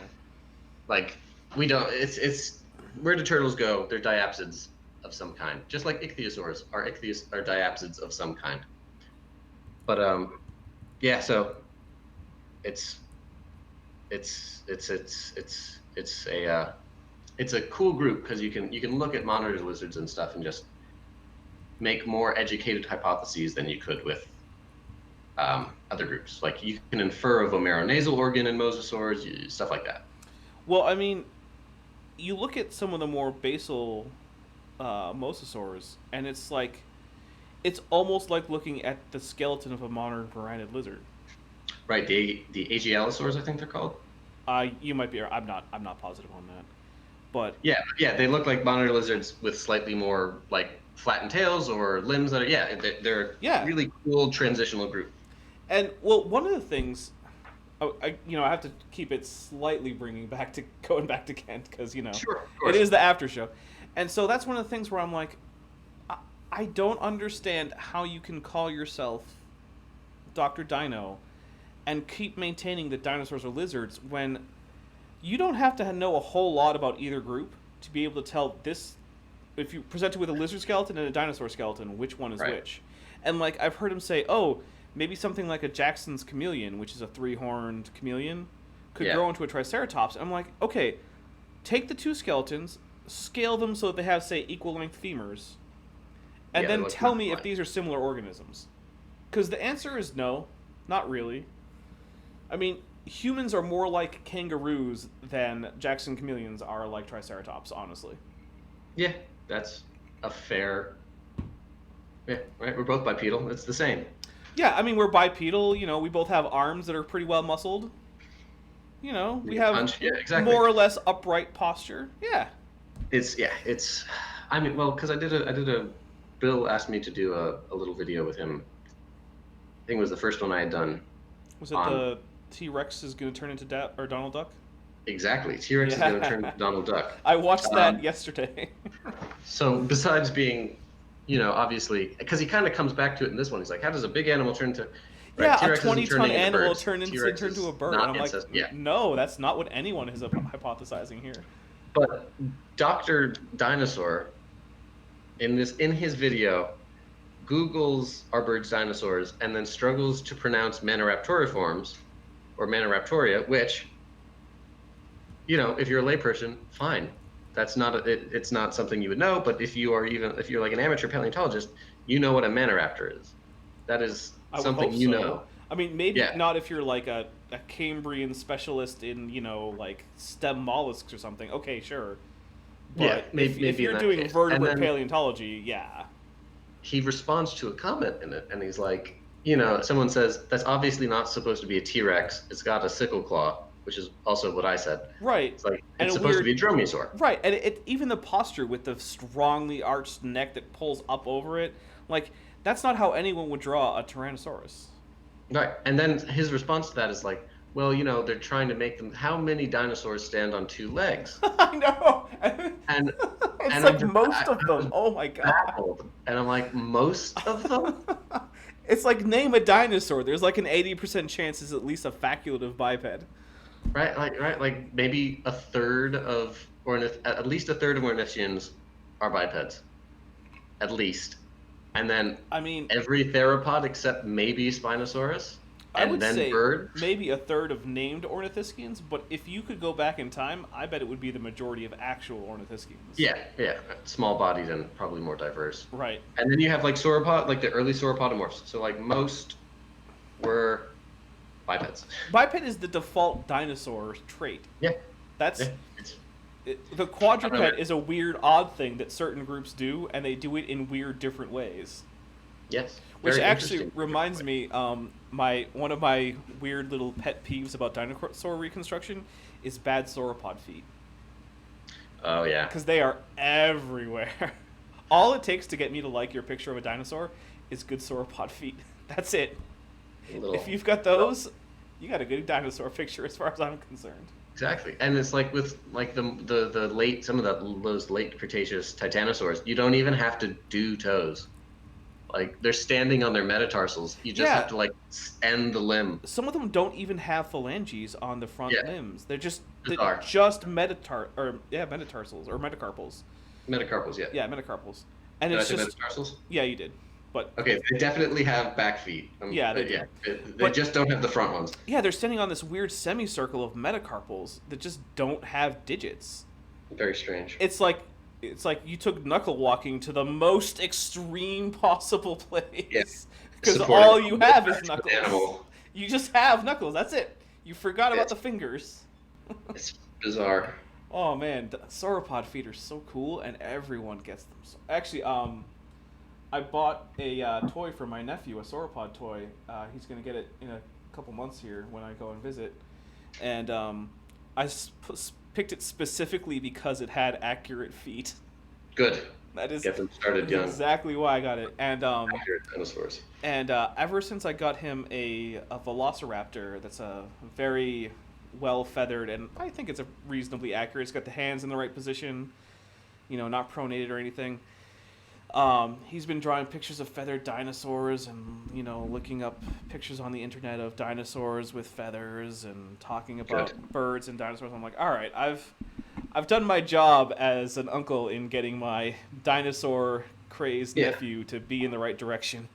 I can tell that we are making progress with the future generation in that, like, one of my usual fun facts, if I'm at a bar,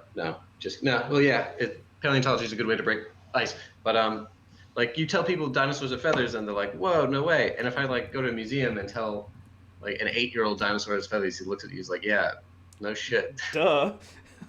Yeah, that is. Haven't you seen a dinosaur? I'm like, "Oh yeah, right. I guess you guys, this is how you're growing up with it. It wasn't for me." No. In fact, actually, one of the things I pointed out in the debate was that we now have all these dinosaurs where we actually know what color they were. Yes. And when I was we have evidence of what color they were. Yes, it's at least not, some of them. It's not a guess. And obviously not all of them. But when I was a kid, I honestly thought that there was never going to come a time in my life when I would know anything about the color of any dinosaur that wasn't essentially an educated guess. But now we can look and say, oh, hey, this particular animal had rufous melanosomes in the feathers on the crest of its head, so we're going to reconstruct it with a red head crest. Right. And I'm just like, that honestly, it blew my mind when that came out. I was just like, am I living in the future now? I guess I am, because I know what color a dinosaur was. Or I'm living in the past, I guess. Exactly. I don't know. And it's not even it's just the feathers at this point. Oh yeah, the Psittacosaurus. Right. I mean, they did they did a color reconstruction on that ankylosaur, Boreapelta. Oh, did they? I did not hear about that. It's based on preserved keratin in some of the osteoderms. Wow. I did not hear about that. It's pretty cool. It's like it's a red color. Is that based on? Is that based on fascinating. the kind of quote unquote mummy? My advisor was part of the team that did the Anchiornis melanosome description. Okay. He's very adamant that they're really. Unidentified Leviathan wants to know more about how we find the. Hold on, you're coming through a bit choppy right now. Oh. Okay, hold on. Can you hear me? Alex, you there? Yeah, I can hear you now. Yeah. Okay, might have been just a little hiccup.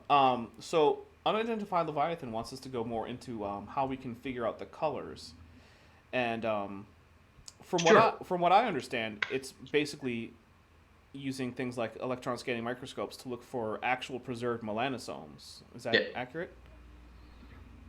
Yeah. So kind of how this whole business started was with a mollusk paleontologist.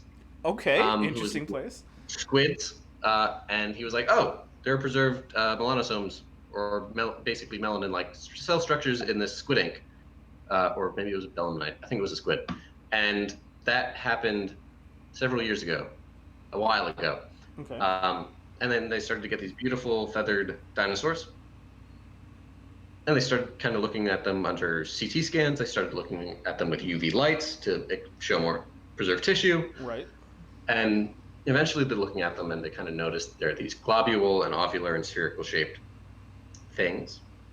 And like, oh, these look almost identical to bird melanosomes.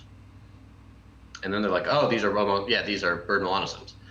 And how they do the color reconstruction is essentially based on shape. Right. Different shapes and sizes denote different pigment types. Mm-hmm. and that is positive information on dinosaur color. Yeah. However, and this Right. is an important however, it is not the total picture. There are other pigment types that occur in bird feathers and lizard scales that aren't preserved like this. So if they were present, we don't know if Right. they were there. The exception largely to this is iridescent, which is kind of the dominant. If you have iridescent feathers, everything else kind of drowns out. Right, and I think I brought that up in the debate because when I had my Microraptor life reconstruction had iridescent feathers. Yeah, and this was kind of recently discussed because I think a paper came out a month ago, maybe 2 months ago, I don't know, on a fossil snake that they reconstruct color in because it's preserving a different one of these pigment. Oh, awesome. Structure types. And now they're like, all right, so we can also get color information from these pigment types, but we're not seeing them in this. Does that mean they didn't have them, or do they just not preserve under these conditions? And it's always hard to figure out if the absence of evidence actually is evidence of absence. Exactly. But I will take any positive information on dinosaur color. Yeah, I mean, it's the kind of thing that if you had told me when I was a kid with all my dinosaur books that, oh, hey, someday we're going to know with, actual information something about the color of this dinosaur, I would have just said, no, that's silly. No, forget it. That's not going to happen. Yeah. And yet now it's an increasingly common thing to say, oh, hey, we have some color information about this extinct form. It's cool. It's stuff you wouldn't expect to know. I think they also did I don't know how much of this is based on actual evidence or just inferred, but like counter shading in ichthyosaurs. Oh, I've heard some talk about that. I don't know. Yeah, like you, I don't know how much of that is actual positive evidence. I think Mary Schweitzer's on that. So. Oh, poor Mary. She gets so dragged through the mud by a lot of people, like creationists. She does. And I feel really bad because she keeps getting dragged into these questions about the age of the Earth, and I'm like, this woman is doing good work in paleontology. Yeah. She does not have the time, nor should she really have the responsibility to answer your stupid questions about how old a dinosaur fossil is. There are some very valid criticisms you can level against Mary's work, not her, she's lovely, on those Tyrannosaur specimens. Sure. The most fundamental one, in my opinion, is that we definitely have preserved structures of some kind. We have osteoblasts and stuff like that. We don't know if those are fossilized. We just know they're there. Right. Right? Those could be like tiny level endocasts. It's unlikely. But I say that, and then I think this study came out last year or 2 years ago. There was this excellent paper that came out of Yale that looks at these preserved proteins and structures, and like, these aren't original. They're, I think, oh God, I can't even remember what the mechanism was. Like, these are molecular fossils. These are protein fossils. The structure, the chemical structure of these blood vessels, of these cells, is fundamentally changed from the original thing. Right. And that's why they're so well preserved. They're now this stable. It's such a good paper, and I can't even remember why. But even that is pretty interesting as far as. Oh, it's incredible, and it would explain a lot of Mary's discoveries, right? Like, finally Vindicator. It's like, yeah, so maybe they're not super young. I mean, not super young. Maybe they're not like incredibly well preserved that they're almost original, and you can get protein sequences out of them, but they're incredibly well preserved. Right. Yeah, it's a shame people fixate the way they do, because she also was really important in the medullary bone discovery. Right. She was the medullary bone discovery. She was like, hey, there's medullary bone in these tyrannosaurs. We can sex them. Right. Or at least we can determine that some of them are definite females. We can't determine that any of them are definite males. Right. Because absence of medullary bone doesn't mean not a female. It just means not currently preparing for production of eggshell. Exactly. Yeah. Okay. So she's done all this crazy work. We do have a question. Is there any evidence for color in Carnotaurus? I don't believe there is, although I know we have some pretty good skin impressions. No, there's no evidence that I know of for color, but yeah, there's great preservation of the whole face complex, like the scutes and then stuff on the neck and the back, I think too. Yeah, so we know that, as far as we can tell, if I remember correctly, Carnotaurus was composed primarily of reticulae and scutes, as far as the integument goes. Yeah, it seems that I think abelosaurs and ceratosaurs in general have lost. And then I gave a word that I don't think people will probably know. So reticulae are the kind of small, roundish scales that were pretty typical for a lot of dinosaurs. Yes. So I also sometimes forget that I use words that people don't know, because for me they're just regular words. Well, yeah, it's something you got to train yourself out of that I'm not very good at. Oh, nor am I. I don't know, because like I don't do a lot of outreach stuff anymore. I just talk to people who usually, like, who usually say things where I'm like, wait, I have no idea what that is. Explain. Yeah. Well, yeah. Oh, and apparently, there's been a suggestion that maybe, instead of T-Rex being Leviathan, it was Spinosaurus. I don't think that's. It's in the water. I mean, it's a better option. You know what? To the person who wrote this, if you want to try and defend that, I mean, I would love to hear your reasons. And like I said, I'm open to more debate hangouts or even just kind of casual discussion hangouts. So if you want to come on and explain that, probably not today, but in general, yeah, that I would be interested to hear that. Yeah. Well, do we have any questions? Anything else anyone feels inclined, like they're curious about? Yeah. I mean, you can keep me around for a bit. I wouldn't mind. Ben, do you have any questions? Are you trying to tell me that you really believe that? I don't want my tax dollars paying for your religion. Ha. Oh man, Ben, maybe you see too much Kent Hovind. It's just the stuff I expected to hear him say. That I don't think he said either one of those on the debate, but I don't think I had written those down ahead of time as things I thought he was going to say, because he usually says that. One of the unspoken dirty secrets of paleontology is that, like, a lot of our money is technically from the government, but like a lot of it's also dirty old Republican money. Like the Koch brothers and love dinosaurs. Newt Gingrich loves dinosaurs, and they'll just give like tons of money for museums and expeditions and stuff. There's not much there's not much that would improve my estimation of Newt Gingrich, but you somehow managed it. I met him mostly by accident, and we talked about dinosaurs briefly. It was a very strange interaction. So wait, the Koch brothers and Newt Gingrich, which is what the two big ones you named, are they creationists of any stripe? Because I know no. Okay. They are not creationists of any stripe. The Koch brothers can get a bit climate science denial-y, and so can Newt. But they are not. They're the very classic, like, oh, the Earth has cycles kind of climate deniers. Okay. Not that it doesn't happen, just that people aren't involved, which is equally kind of crap. But I mean, it's not quite climate denial, I guess. No, it's softer, but yeah. So a lot of these institutions will just give lots of money for paleo. Interesting. The field as a whole is trying to shy away from it. But what you're saying is, if I want to see more dinosaur discoveries, just start heavily donating to the GOP. No, that's not what you're saying. No, we're doing our best to kind of move mostly towards public funds and donors without histories that would be problematic. Well, but if it makes you feel better, I have never given to the GOP, and I don't plan on it.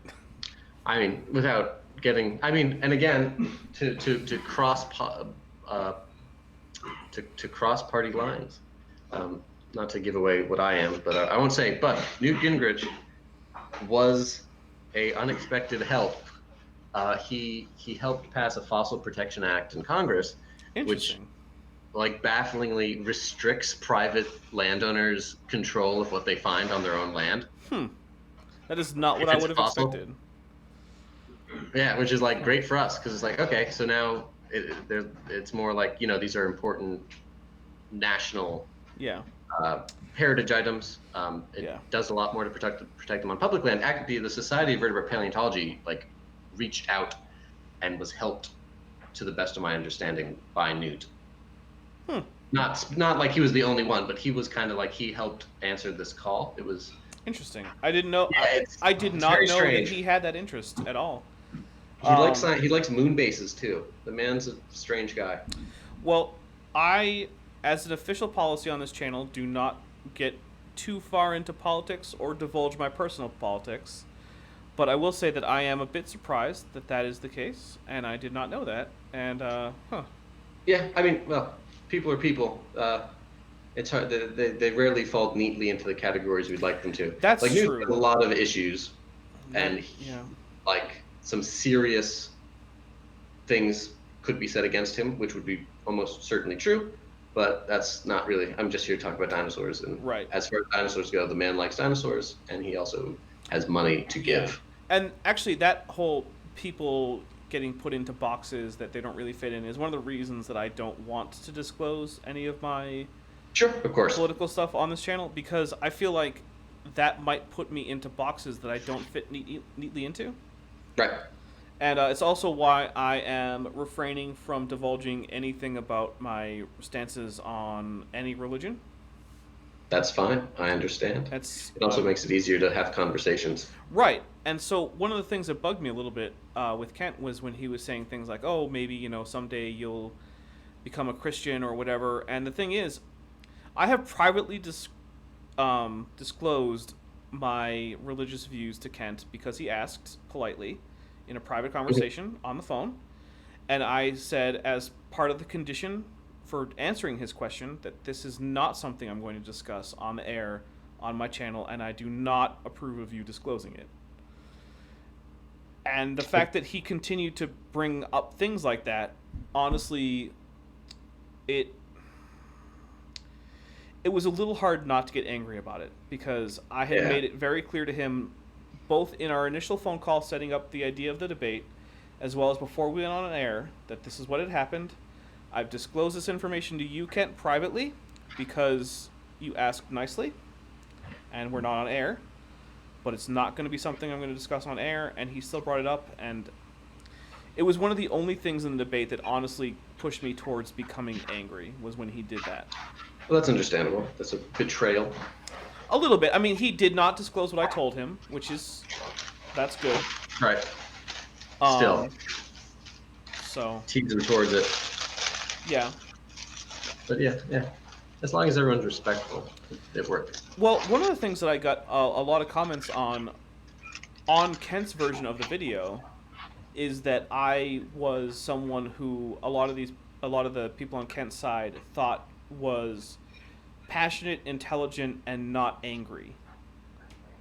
Because a lot of the people who end up on Kent's channel debating him end up coming off as, I guess, arrogant and angry, and those are the people who I think honestly Kent loses or wins to.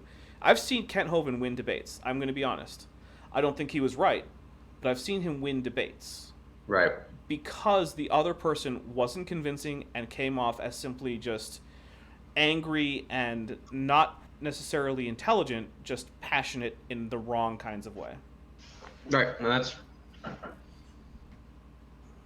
that's why it's hard sometimes to, because you always want to feel like, oh yeah, I think I could handle myself in this discussion, but you know, if people are railing against this thing that well, or that is kind of what you do every day, and you're like, I can't believe I have to explain this, it's easy to get upset or frustrated. Yes, and then you look like a dick. And I feel like that was one of the strongest points of my performance in the debate, was that I don't think I came off, it seems like to anyone, as a dick. Yeah, you came across very level and professional. Okay, good. Because that's what I want. That's kind of the air I want to project. I want to be someone, and in fact, Ben, you know this. You've told me to call Kent at strange hours of the day and things like that. And the thing is, I don't want to be someone who is a dick, even to Kent, even in his private life. Right. I always found that these guys are more approachable and polite one-on-one than they are in group when they have to like preach to the flock. Yeah. Well, and I've also been questioned, why are you picking Kent to debate with when he's really not the most prominent of creationists? Like, Ken Ham is probably a bit more prominent, and, Yeah. things like that. And, well, honestly, the answer is Kent Hovind is one of the only professional creationists who will agree to debates. Yep. That Also, really is it. like, I hope this won't garner flack in the comments, but I will say it. Hey, I don't care how much flack you generate. Every comment is an increase in my standing in the algorithm for YouTube. Good. So creationists like to talk about dinosaurs, which is fine. Oh, yeah. Dinosaurs belong to everyone, but they don't do any active research in anything about them, right? Yeah, as far as I know, no. Sometimes they'll dig up an Allosaurus, but no new dinosaur species have been named by young Earth creationists. No papers on metabolism or diet are published. I think I can think of 3 prominent young Earth creationists who are paleontologists. I can only think of one who still, or at least as of 5 years ago, is active in the field. I think his name is Matt something. He works with mosasaurs. He I think his PhD or his master's thesis was on the diversification and evolution of mosasaurs in the Cretaceous. Of course it was. But he is a young Earth creationist in his private life, which is revealed. That's actually not that uncommon. I responded to a Jason Lyle, who's a PhD with Answers in Genesis, and he's an actual PhD cosmologist, which means I think I've heard of him. Yes. Yeah, which means he wrote an actual thesis using real cosmology, but he's also a young Earth creationist. Yeah, I mean, yeah. So it's cognitive dissonance, right? Well, I mean, I guess when you're going through the degree program as a young Earth creationist, you just go with, I'm playing the game to get the degree, so now I have the credential. Right. Yeah. Worse things to do, but yeah, like just there's not really anyone. If you are a PhD paleontologist, which I'm not, right. That's what I'm working to be, but I don't have it yet. I have lots to write, lots of research to do, lots of blah blah blah. But if you are a PhD paleontologist and you're like, I want to sit down and have a substantive discussion with a prominent researcher in the young Earth creationist field who looks into paleontology, who are you going to talk to? I mean, you can talk to some guys who do like some field work here and there, but like Well, I mean, Carl Baugh claims to have discovered an Acrocanthosaurus, which it's possible. Yeah, I mean, maybe. Sure, anyone can physically go out into the wilds and dig up a fossil. Right, and my follow-up is, how does he know it's an Acrocanthosaurus? He might have found a new species, but he lacks the training to describe it. He doesn't know. Yeah, well, that's the other thing, and honestly, maybe it's incomplete. Here's the other thing: given it's Carl Baugh, how do I even trust it's actually a fossil? Because a lot of the things he says are fossils aren't. Like he claims to have a fossilized finger bone, which is just a rock that looks vaguely finger-like.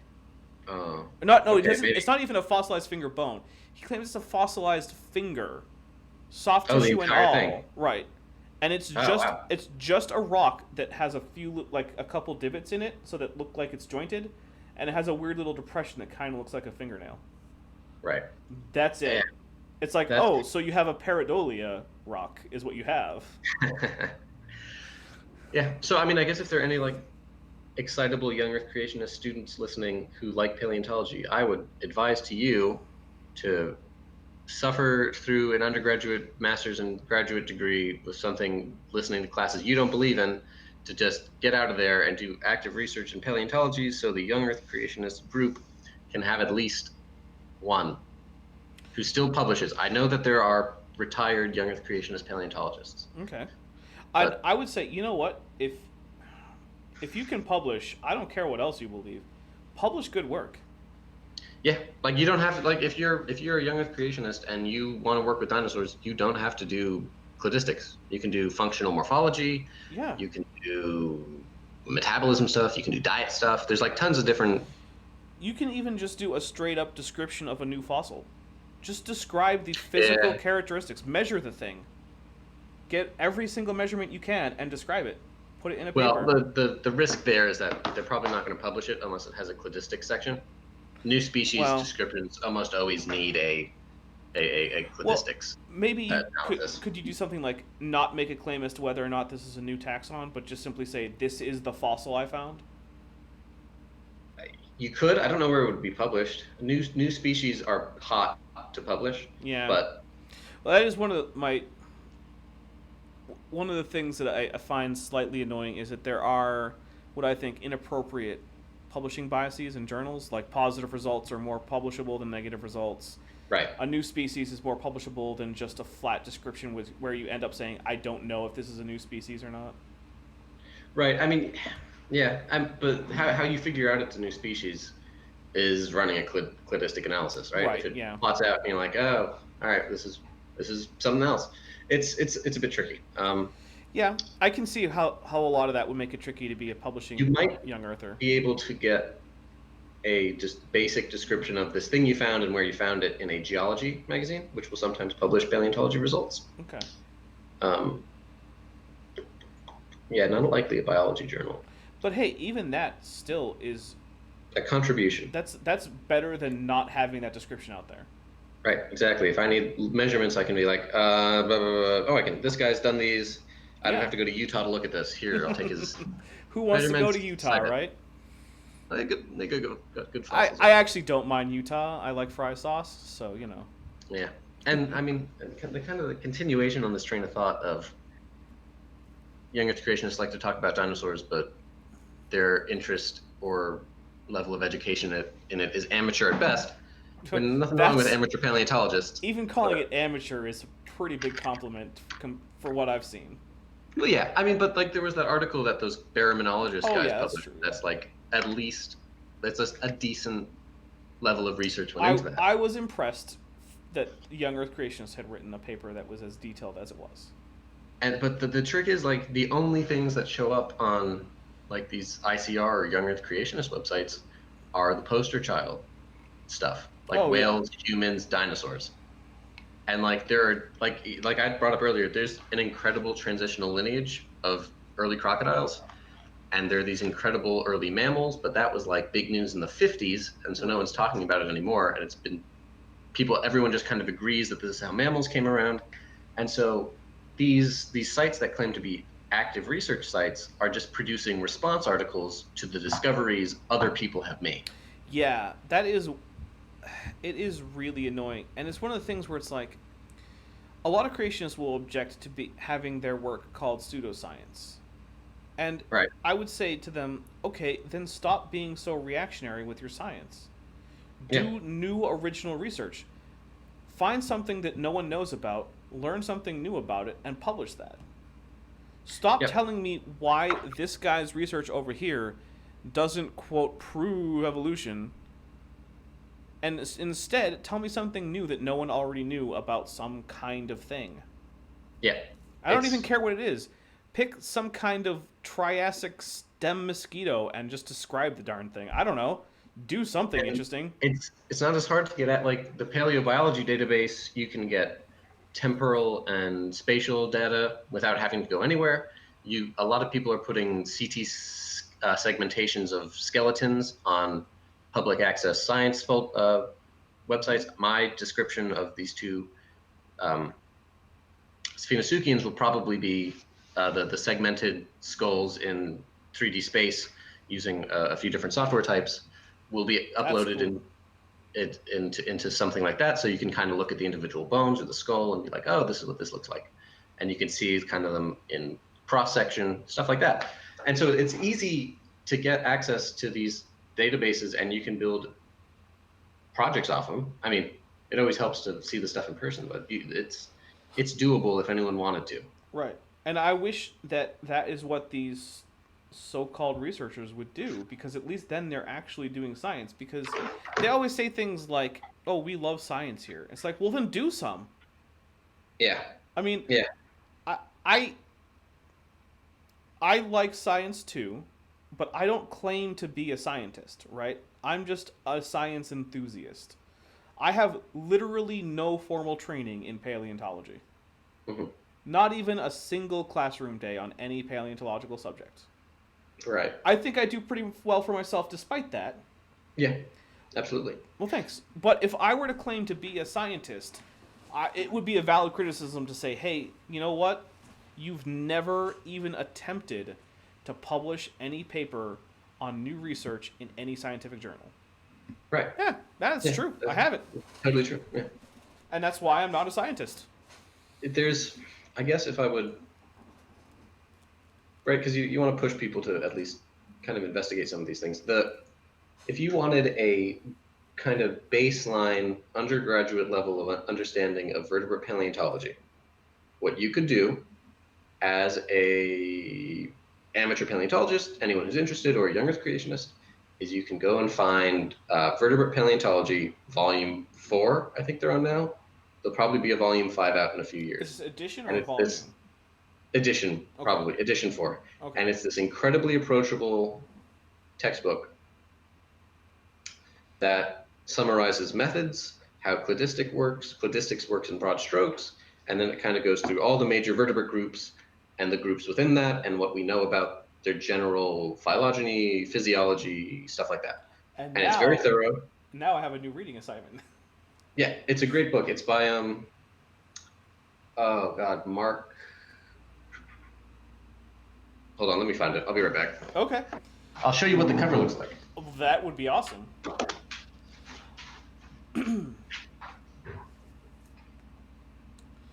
So, while Alex is gone, if the chat has anything, this would be a great time for me to get it in the sense that I can right now, pay more attention than I normally do.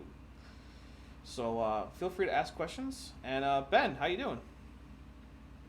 Well, I'm doing fine. A little over my head on this topic. I'm sorry. I probably should have predicted it would be a little bit technical on the paleontology side. And like I said, I'm no paleontologist, no classroom time on the subject. But and like I said before, people like me who just don't know anything about it, I hear a lot of science being spoken. I don't hear that when Kent Hovind talks. I would agree there. It's by Michael Bentm. My bad. This is what it looks like. Vertebrate paleontology. What do we got there? Is that a stem turtle and some fish? It is. Is that actual turtle? No, I think this is like. This might be Henodus, or I'm actually not sure. It might be a stem turtle. Okay. But, by the way, I really like your shirt. It's a T-Rex It's a T-Rex Christmas hoodie because it's cold in my apartment. But yeah, so this was published in 2015, so it is going to be 5 years out of date soon. It's not bad though. They've got it's pretty text figure heavy, but it's very easy reading. They do all the groups. They got they have nice color plates. Ooh.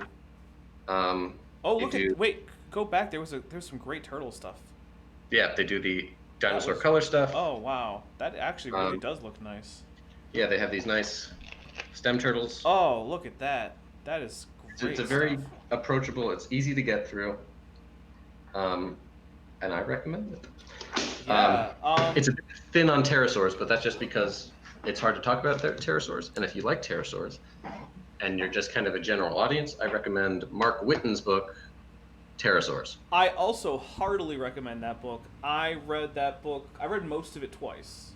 Yes. It is excellent. It's also bafflingly one of the he's got all these pictures that are difficult to get from the original papers, so people will cite his book if they're trying to do pterosaur work. Yeah. I had to because I couldn't find these stupid pictures that he took. I'm like, all right, I guess I'm just going to use this. Yeah. Also, we have a comment from Cedric Saunders, who, by the way, thank you very much for your subscription to the channel. I really appreciate that, and I liked hearing your story about leaving Young Earth Creationism. And he says, lack of new research is one of the reasons that he left Young Earth Creationism. That and no ability to identify a pre-flood civilization. And those are both what I think are both excellent points. Because, yeah, if there was this whole allegedly wicked essentially global civilization. If it weren't global, why would the whole world have to be flooded? Right. And where is it? What? I mean, It was all made out of mud. yeah, I guess they were very wicked, but also only made adobe houses. Exactly. I guess I can't rule that out, that you could be very, very wicked and live in an adobe house. That seems like a thing you could do, I guess. Although I'm sure there are descriptions of these like wicked places that are like built of stone and they had steel this. I don't know. I'm not an expert on I mean, that. so the actual book of Genesis is extremely sparse on information about what was going on before the flood and after Adam and Eve and Cain and Abel. Like that period after Cain and Abel until Noah. Basically, you get some hard to figure out passages about Nephilim, and Right. how evil everyone is, and that's it. That's all you get. You don't get any details about architecture, culture, geography, I which see. actually, to me, is one of the reasons that it seems to me to say that even the original authors didn't really intend this to feel like actual history. Right. Because there are parts of the Bible that are written like a history book. They have detailed geography, they talk about technology, they talk about individual leaders, and Yeah. those are intended, in my opinion, to be a historical account, whereas it does not seem like the first section of Genesis is. Hmm. Cool. Yeah.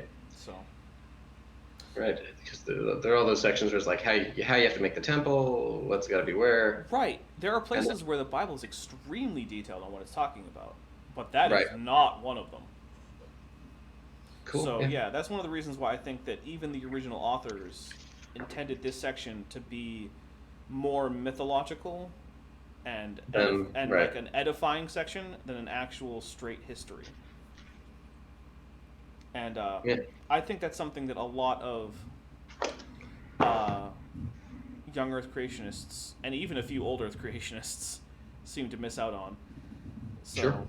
because I've actually encountered some old Earth creationists who think that the Earth is billions of years old and the universe is, 10.5 billion years old, but Yes. that all life is only 6,000 years old and that there was a flood 4,000 years ago. And I'm like, that just destroys half of the reason it's slightly more reasonable to be an old Earth creationist than a young Earth creationist.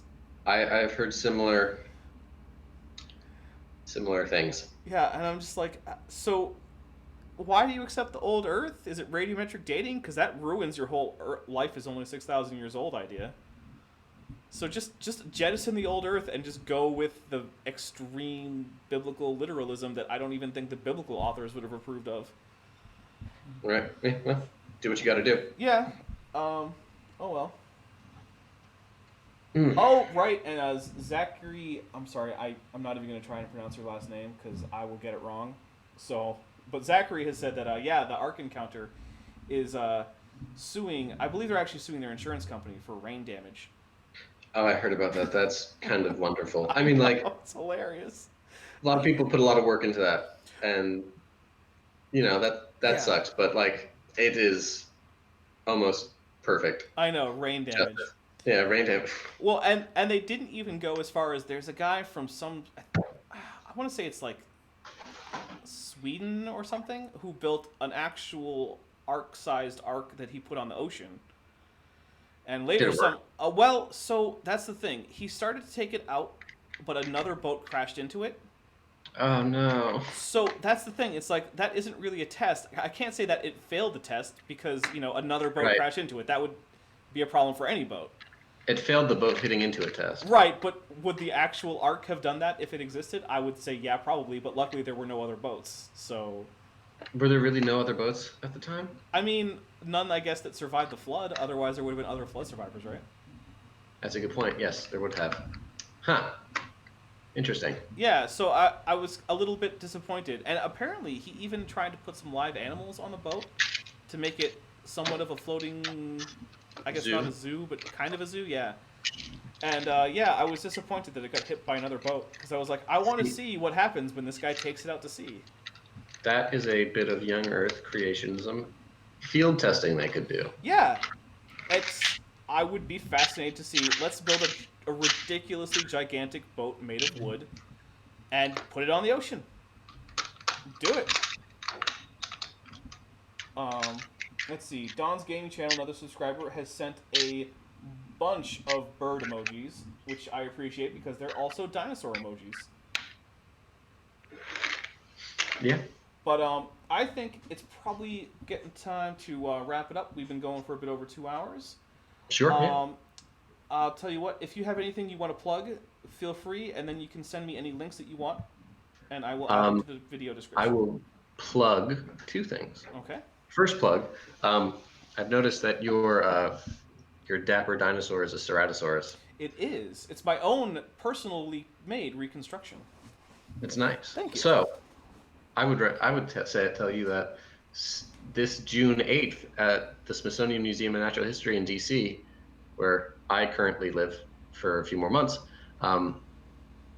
the Smithsonian Fossil Hall will be finishing its 5-year renovation. Ooh. And will be open to the public, and you should all go. It's I've gotten to see a little bit of behind the scenes.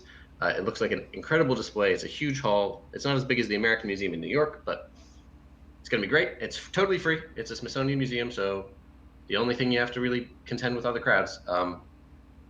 But yeah, it does all these fossils from the Precambrian to the Pleistocene. Got some great mounts. They have this really cool mount of a T-Rex, kind of like decapitating a Triceratops. That's awesome. It's a great. It's going to be really cool. And they have a Ceratosaurus. Yes, they had the Ceratosaurus that they had mounted in a wall plaster, like in the 30s. Okay. Or maybe even earlier. And some poor preparator spent almost 4 years painstakingly removing all the plaster. Oh, that's so awesome. So they can have like a proper Ceratosaurus mount. Oh, wow. Pretty cool. Well, I am of the opinion that Ceratosaurus is the fanciest of the Morrison Formation theropods. It does. It has all those crests. I know. What more could you possibly want? Exactly. And the other plug is I recommend the American Museum because they're doing a cool temporary. The American Museum is in New York City. Okay. So if you find yourself in New York, they're doing a really good temporary 2-year exhibit on Tyrannosaur evolution. Oh, nice. Yes.